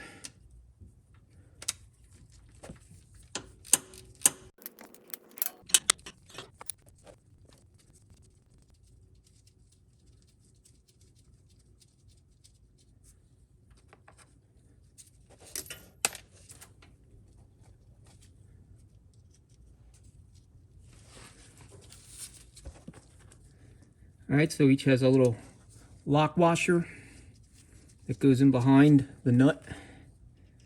And then you have your regular washer here, and then your nut.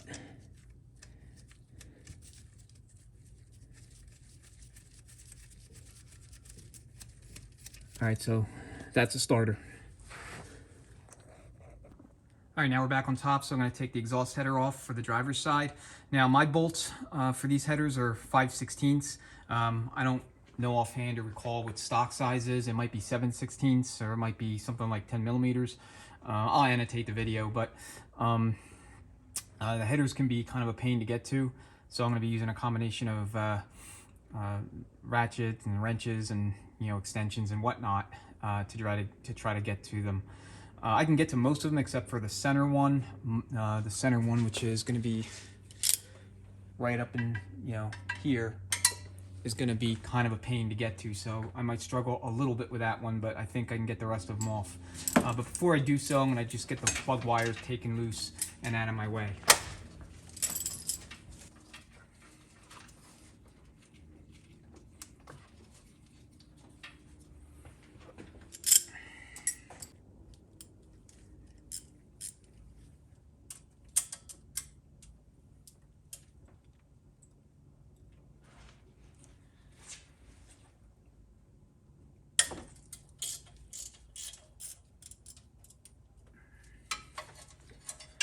So ideally you want to relieve stress from the outside in, and that's true of the intake manifold too. I really didn't mention that. I'll annotate so that going into it that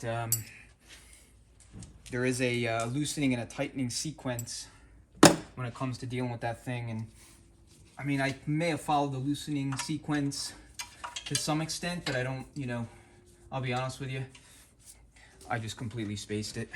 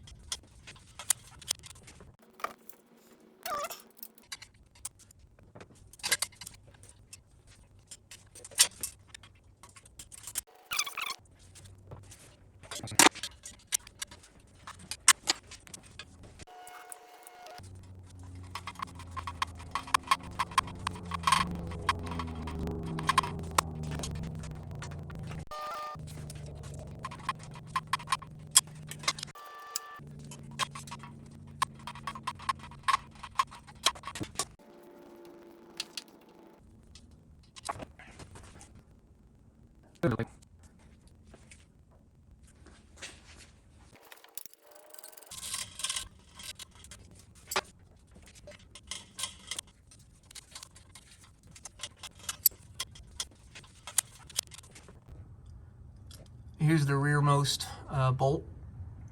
So I'm going to just get at it from underneath. It's a lot easier.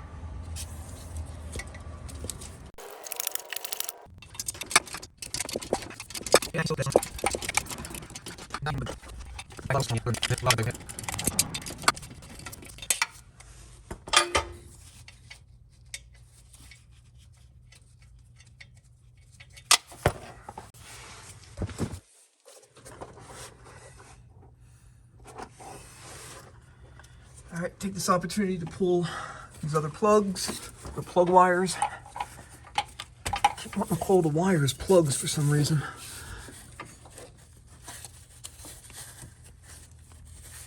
All right, now they're out of the way. All right, so it's that middle one right there that's giving me some trouble. So I'm gonna see if I can get to it, but either from here or from the top. If you have to do plugs on these cars, plugs and wires, this is kind of what you're going to be looking at. And this kind of access isn't possible without getting the transmission out first. As you can see, here's the back of the block. So like the bell housing would be all up in here, and where I'm laying, the transmission would be literally in the way. So we just got that middle one to go right there. So I was able to hunt around in the toolbox and I located a long 8mm wrench. So I'm just using the box end and I was able to get to it. I mean, obviously not a whole lot of clearance in here, but I'd recommend you get like, I know that I think Snap-on or Mac, maybe Matco, I mean, most of the high-end tool makers make extra long wrenches. So if you have an F-body car and, you need to either do exhaust gaskets or plugs or whatever, plugs, wires, I'd recommend that you, you pick up like a set of extra long wrenches, or even individually, whatever your bolt head size you have to deal with, get like the longest wrench you possibly can so that you can get that leverage. and get to these things, because otherwise they're a pain in the ass.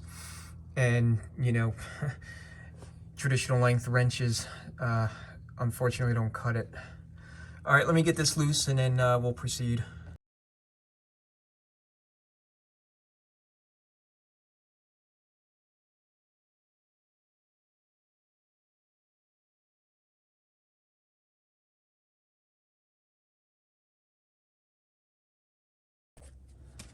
Okay, now we're set to work on the suspension. So what we're going to be needing to do, so that we drop the K-member and you know, get the engine out, is we're going to need to remove the shock tower nuts and bolts. We're also going to be needing to remove the end link, as well as the sway bar. That's here. Shock towers are 15mm nuts, 13mm bolts. The end links are 9/16 nut and bolt, and then the sway bar to sway bar mounting bracket is 13mm. So make sure that before you do this, you set up a jack to support the wheel. All right, let's remove them.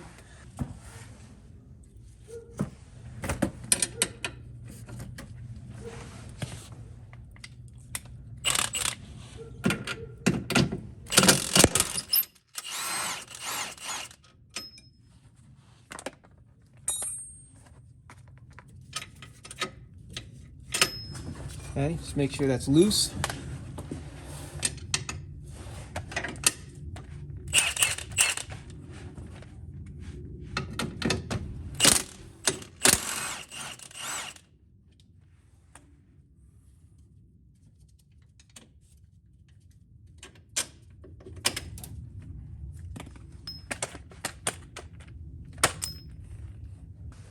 All right, now we'll tackle the end links. The 9/16. And these could be a little tricky because there's a lot of thread that we gotta move through.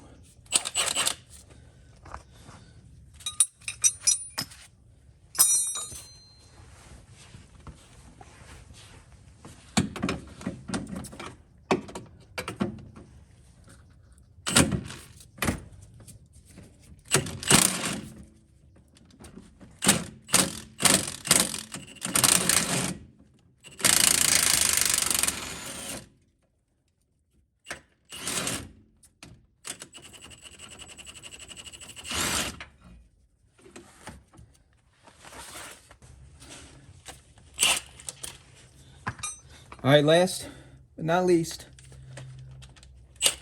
sway bar to sway bar mount.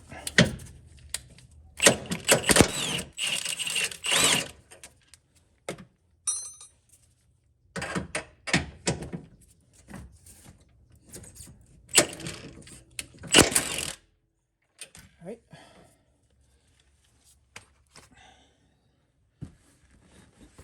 And reposition the camera so I can drop the sway bar without it kind of crashing down.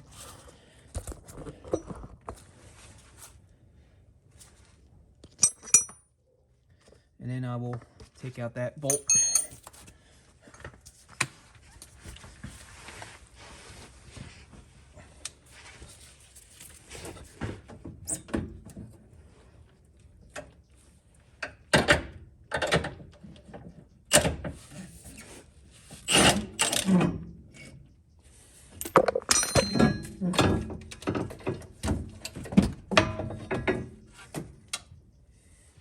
Sway bar is kind of heavy, so just be careful.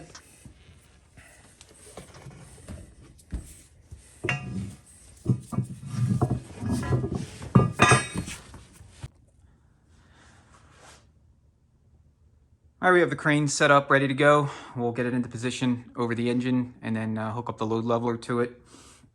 We'll also position a floor jack underneath the K-member so that when we start taking the K-member bolts out, the member and everything else will be supported.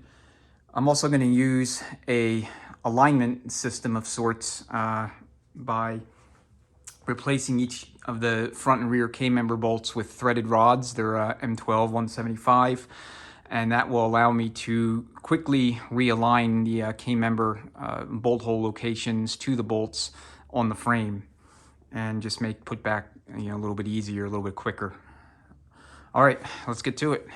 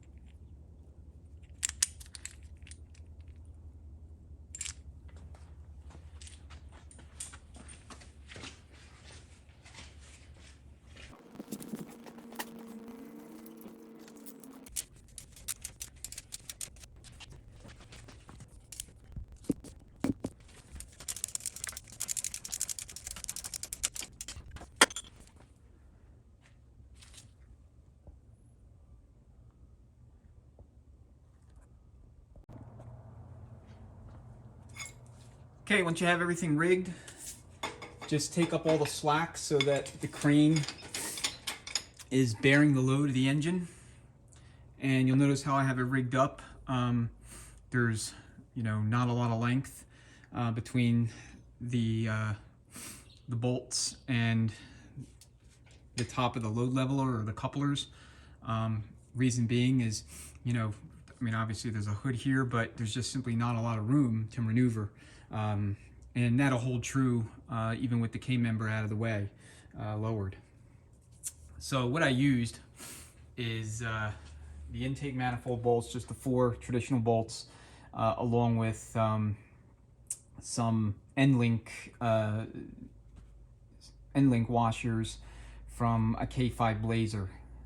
They're thick, they're kind of rounded, and all of this is secured against the old intake manifold gaskets, so as to protect the sealing surface from, you know, getting dinged up or gouged or, you know, otherwise damaged.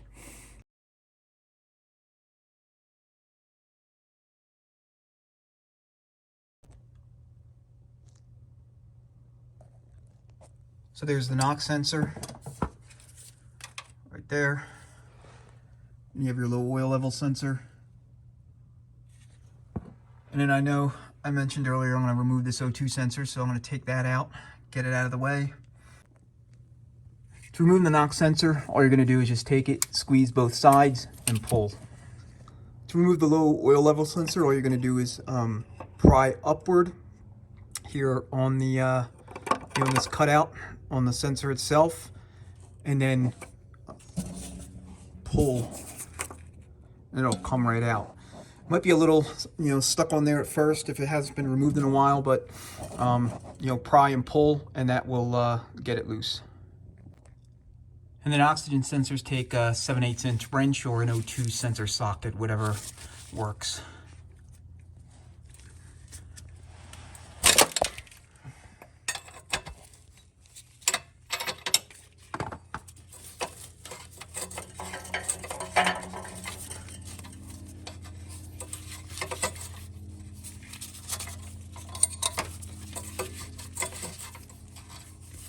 And when you're taking these out, make sure you kind of relax tension on the, you know, on the wire.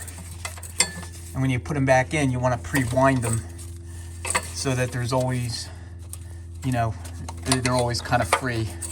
Otherwise, you know, you can risk breaking them. All right, I'm gonna get that out. All right, so it looks like we have a couple more grounds we got to take loose and get out of the way. So there's, looks like an engine ground there. That bolt that nut, excuse me, looks like it's a 13mm or ½ inch, something like that. And then on the motor mount, block side motor mount, front bolt, looks like there's a ground there as well. So we'll have to take out that bolt so that we can free that ground up. 7/16 on this engine ground nut.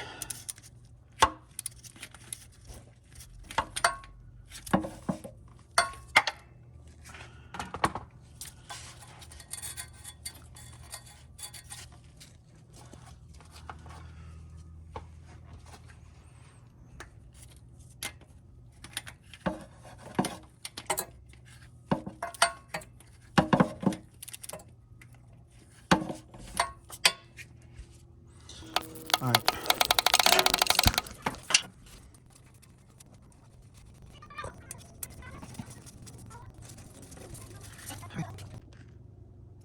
Nine sixteenths on this block side motor mount bolt.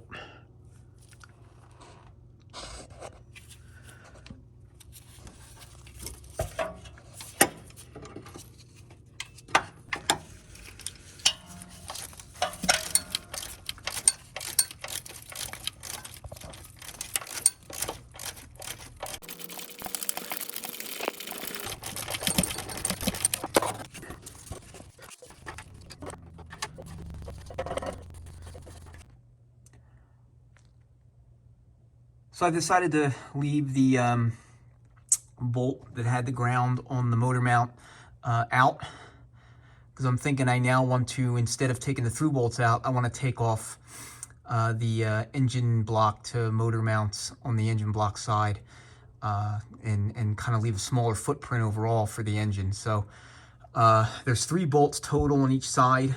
You have this one here, this other one, the bolt that had the ground on it, and way kind of recessed, way up top,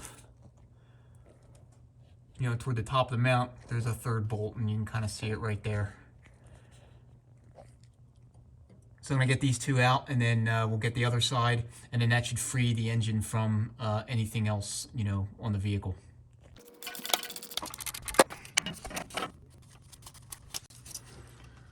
All right, so if you're gonna do this, just make absolutely sure you have your crane set up and that the weight is being borne by the crane and not by any of the mounts.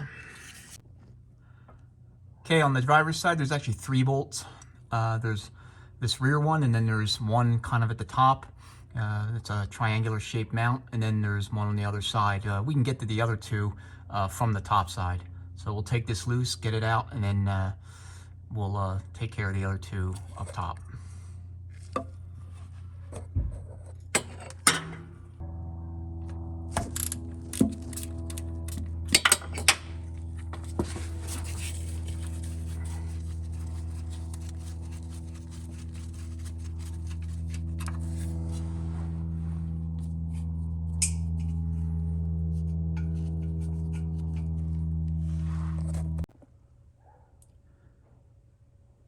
So the other 2 block 2 mount bolts are going to be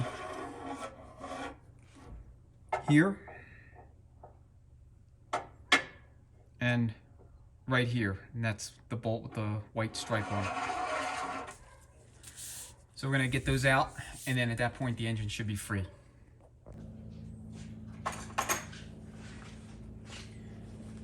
right, next up, we're going to remove, or take loose anyway, the pinch bolt for the steering shaft, so that way when we lower the K member, we won't have issues with that hanging out. Before you do this, you want to make sure that to the best of your ability you get your wheel centered as much as you can.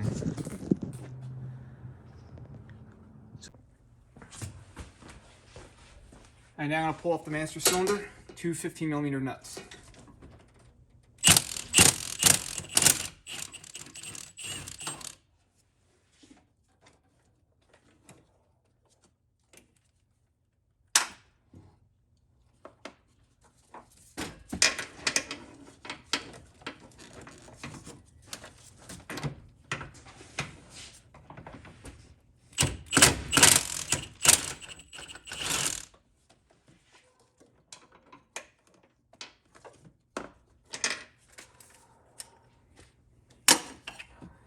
And then the ABS complex takes a 13mm bolt right here.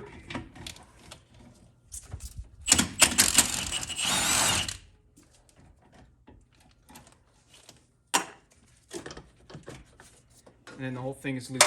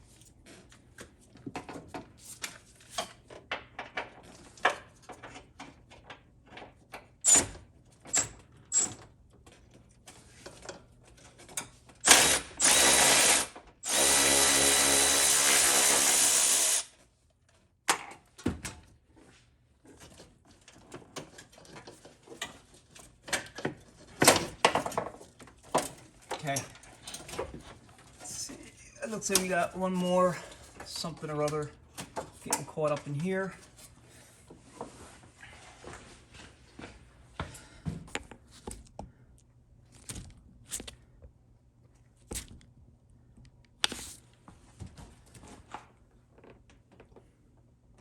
And it looks to be like a either a 3/8 or perhaps a 10mm nut way down below.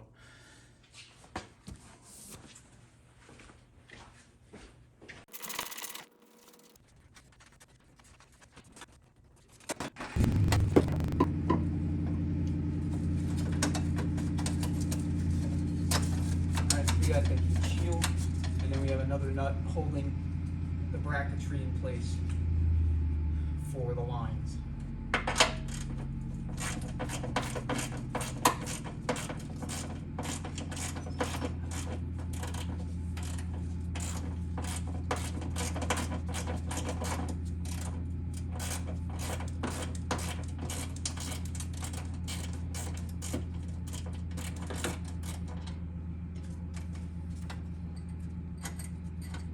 Not a nut, it's a stud.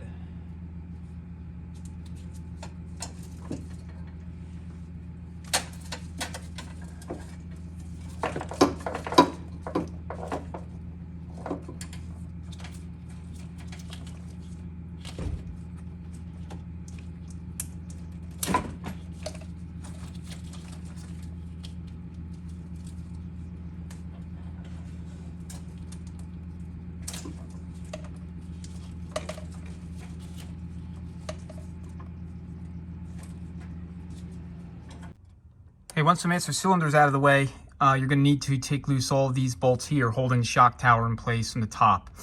And the reason being is that the shock tower, the entire shock tower structure here is responsible for keeping the control arms mounted in place along with the, the spindle and the rest of the front suspension. So that needs to be taken loose as well.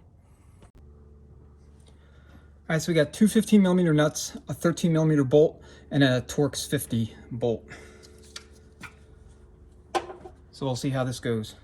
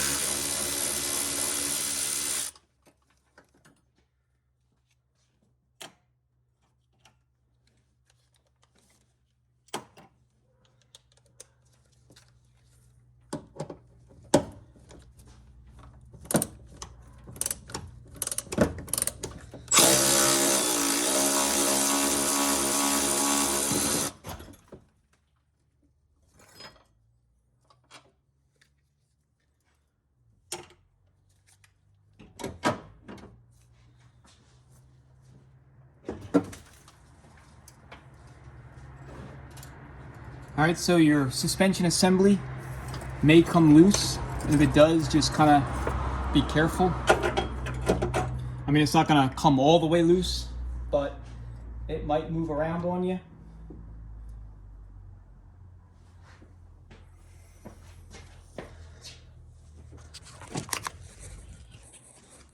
And here's what I mean.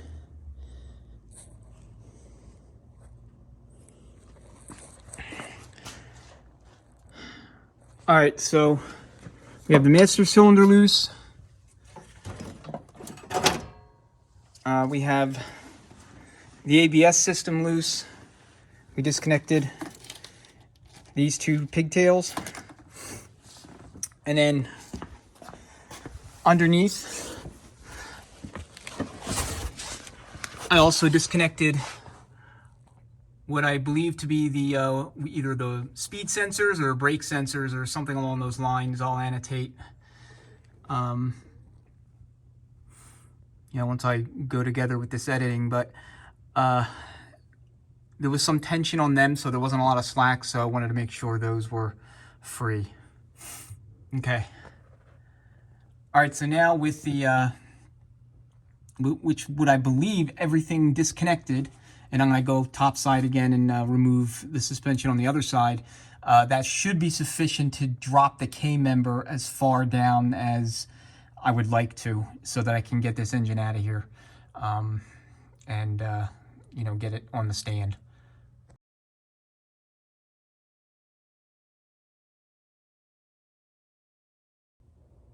All right, so I got the floor jack in position on the cross member or K member, and the 4 rods that you see in front are the suspension system that I was alluding to earlier. So these are all M12 by 175 rods. It's the exact same thread pitch as the K member bolts. And how it's going to work is for the front 2 and rear 2 on each side, rear 2 bolt locations, I'm going to withdraw a bolt, and then I'm going to thread in one of these studs in its place. And then I have a fender washer, and then 3 smaller washers in place, along with 2 nuts, one adjusting nut and one lock nut, so that I can adjust the height of the K-member and or just keep it locked in place, suspended from the frame, you know, while I'm doing whatever I need to do with the engine, you know, while the engine service is going on.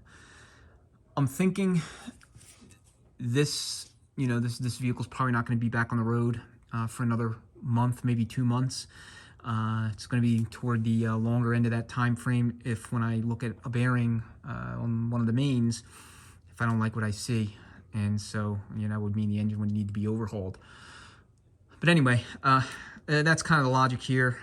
You know, these rods will serve 2 purposes. One, help me readily and quickly align the K-member with the bolt hole locations when I'm ready to, you know, secure it back in place. And then the other being to suspend it without having to rely on floor jacks or jack stands or anything like that for the time that the engine is out and being worked on. All right, so the K-member bolts are all 18 millimeter. And like I said, I'm gonna withdraw one, and then in its place, I'm gonna put one of these rods and then, you know, set up the length of travel using the, you know, adjusting nut system.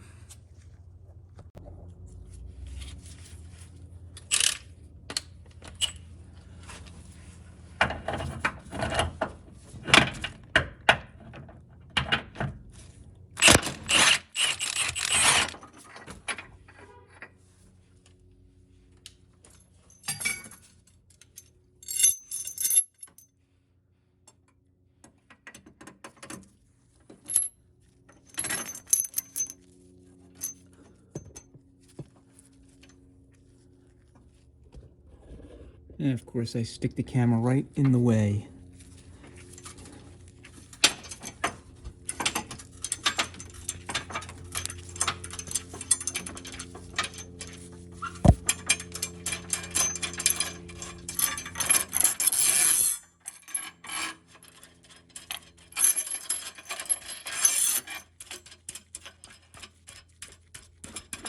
I have the height set at, I don't know, approximately 15 inches or so down relative to the mounting location, and I'm going to just set it that way for all of them, and I may have to adjust it just based on, you know, how far it travels. More than likely, I'm just going to drop the K-member all the way down to the way the wheels are, you know, touching the ground, and in that case, the you know, the travel won't mean anything. So the setup here is, you know, one large fender washer. I want to say it's like 3/4 inner diameter and about 1.5 inches wide. And then there's 2 smaller washers that are also either 5/8 or 3/4. And then you have either 1 inch or 1.25 inch washer. And then you have 2 3/4 hex nuts. So anyway, we'll try this out, see how it goes. I'm, like I said, just looking for ways to make put back more efficient. Okay, let's see how far it will travel now.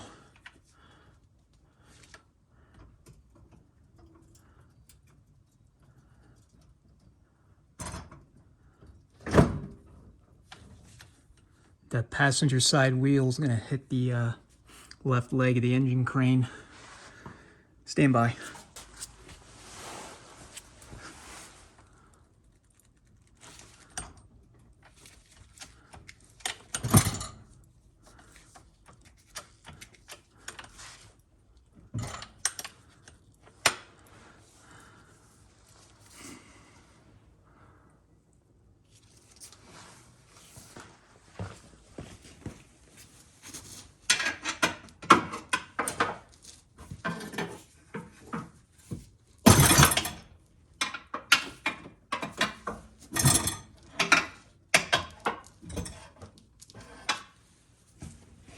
So my system does create a little resistance, so you'll have to use a pry bar if you want to do the same, because it'll get caught up a little bit on the rods, and that's why I only thread them in down snug, and then I back them off so that it does have a little bit of wiggle room, and there's not just bound up tension.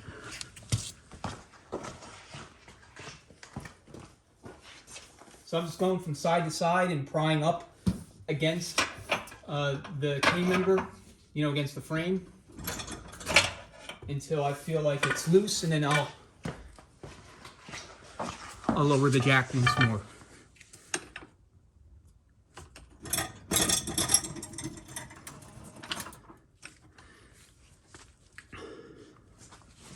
So I'll take the top side real quick. So I disconnected this main connector here that went in the back of the ABS module. So no tension at all on the module / master cylinder or these lines. So they're just kind of hanging free, and they looks like they could still travel a little bit further if I needed them to do so.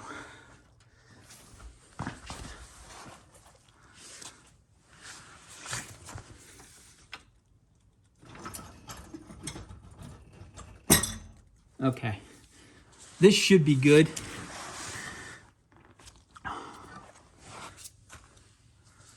And we got plenty of clearance now, I believe. I mean, if I gotta lower it anymore, I'm gonna have to take the wheels off. I mean, if that's what I have to do, that's what I have to do, but it's not desirable. All right, let's yank this thing out of here. Now, I'm not gonna lie. I do have some concerns that hub pulley situation may, throw a monkey wrench into this whole deal, or at least at very minimum require me to take the hood off, which is no big deal, but it's just one more step. So we'll see what happens.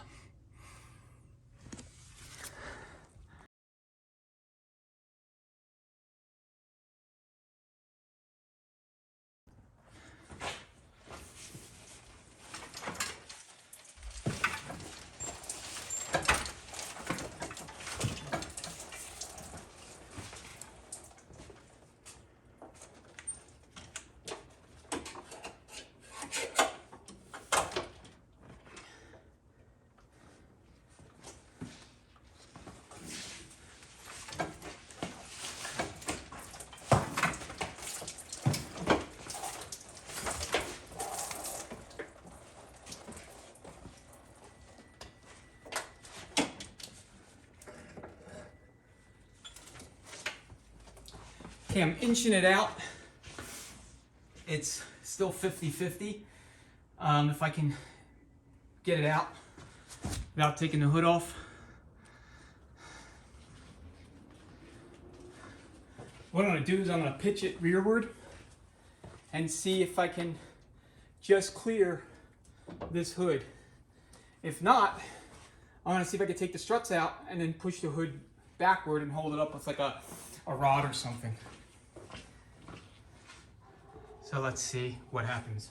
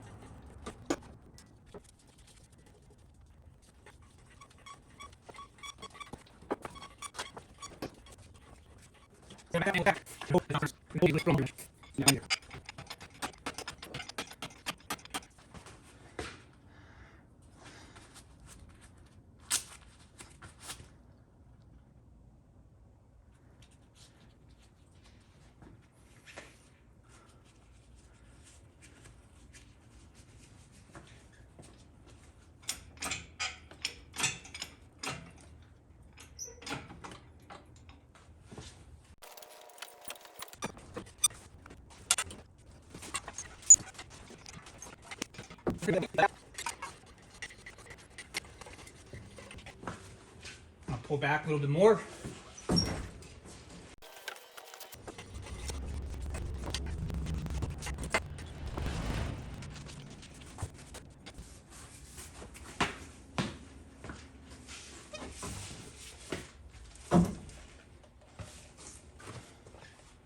Alright, looks like I'm going to have to separate the hood, at least from the struts, and see if that can't get what I want done. I mean, I'm pretty much maxed out, and I can't really pull it any further forward either because of the oil pan. So let me do that and see if I can create any more clearance. If not, I'll just take the hood off. Okay, that should work.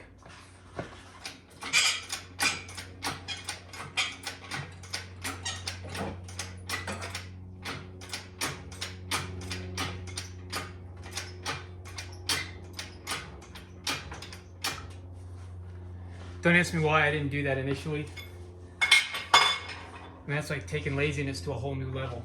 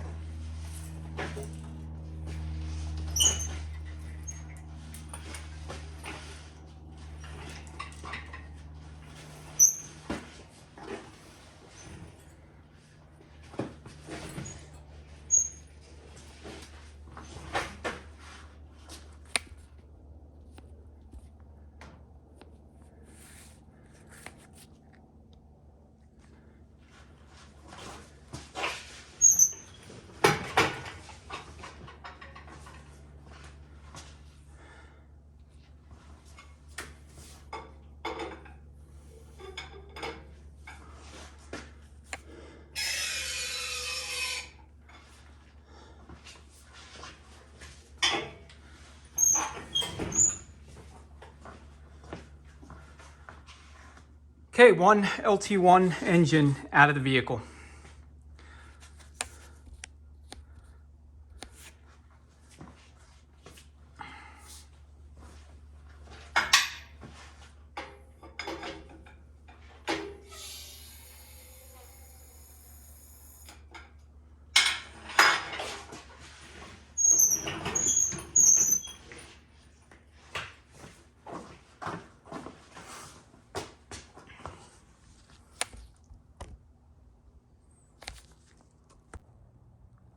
Okay, Trans Am's engine's out.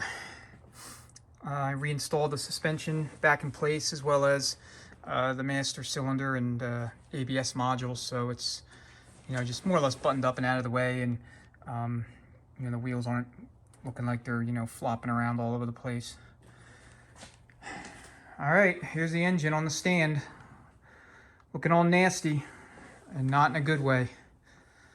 So next week we'll partially tear it down. I'll take a reading on clearances and the mains, and, you know, visually inspect the bearings and, you know, the timing set and all that stuff, and make a decision as to whether or not I should either just simply reseal it, give it an oil pump, a water pump, you know, all new gaskets, or if I should just straight up overhaul it.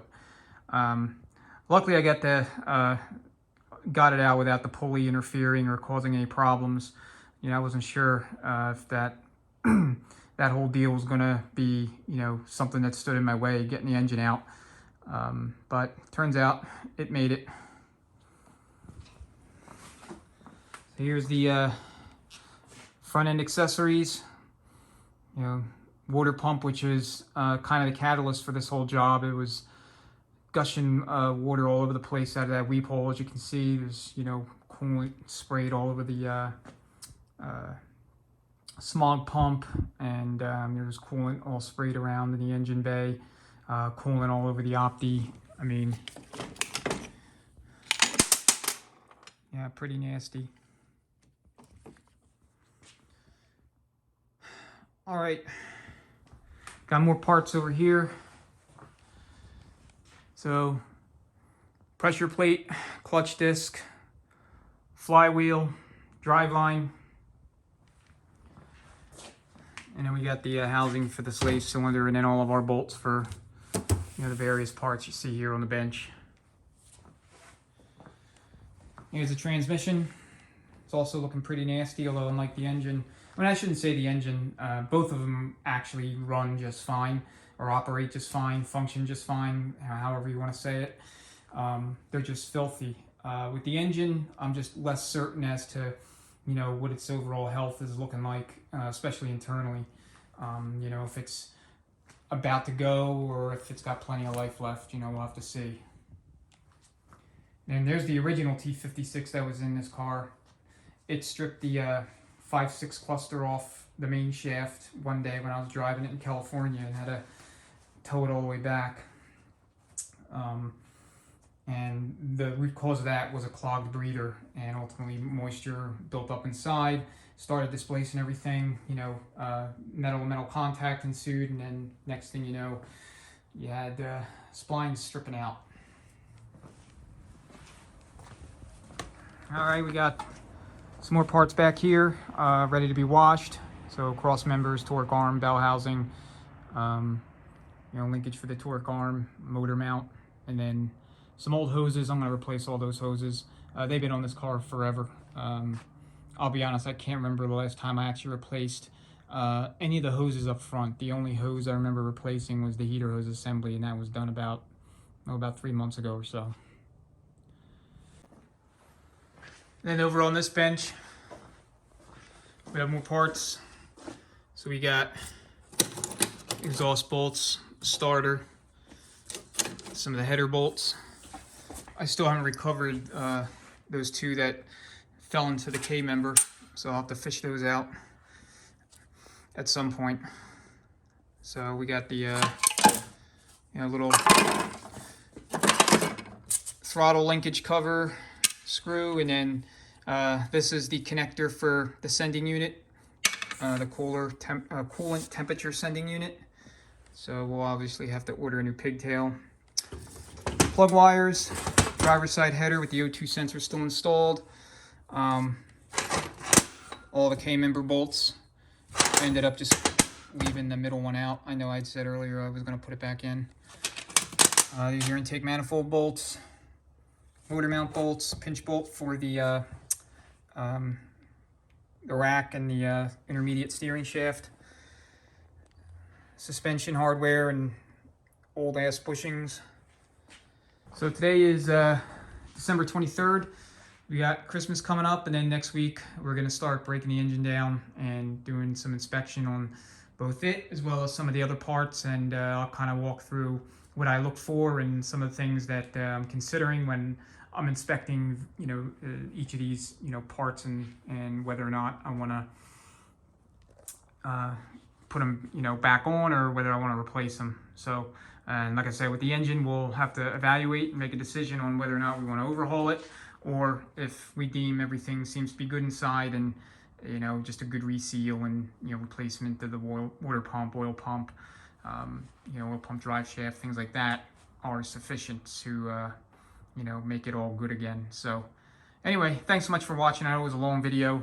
It's frankly even a longer process, but hopefully it helps someone. I mean, even if you're not looking to pull your engine out of your F-body, maybe there's some things you need to do, you know, maybe a water pump or an oil pump or something along those lines, maybe some suspension work even, that, you know, this can give you some insight as to what's involved. So anyway, thanks again for watching as always, and we'll catch you on the next one.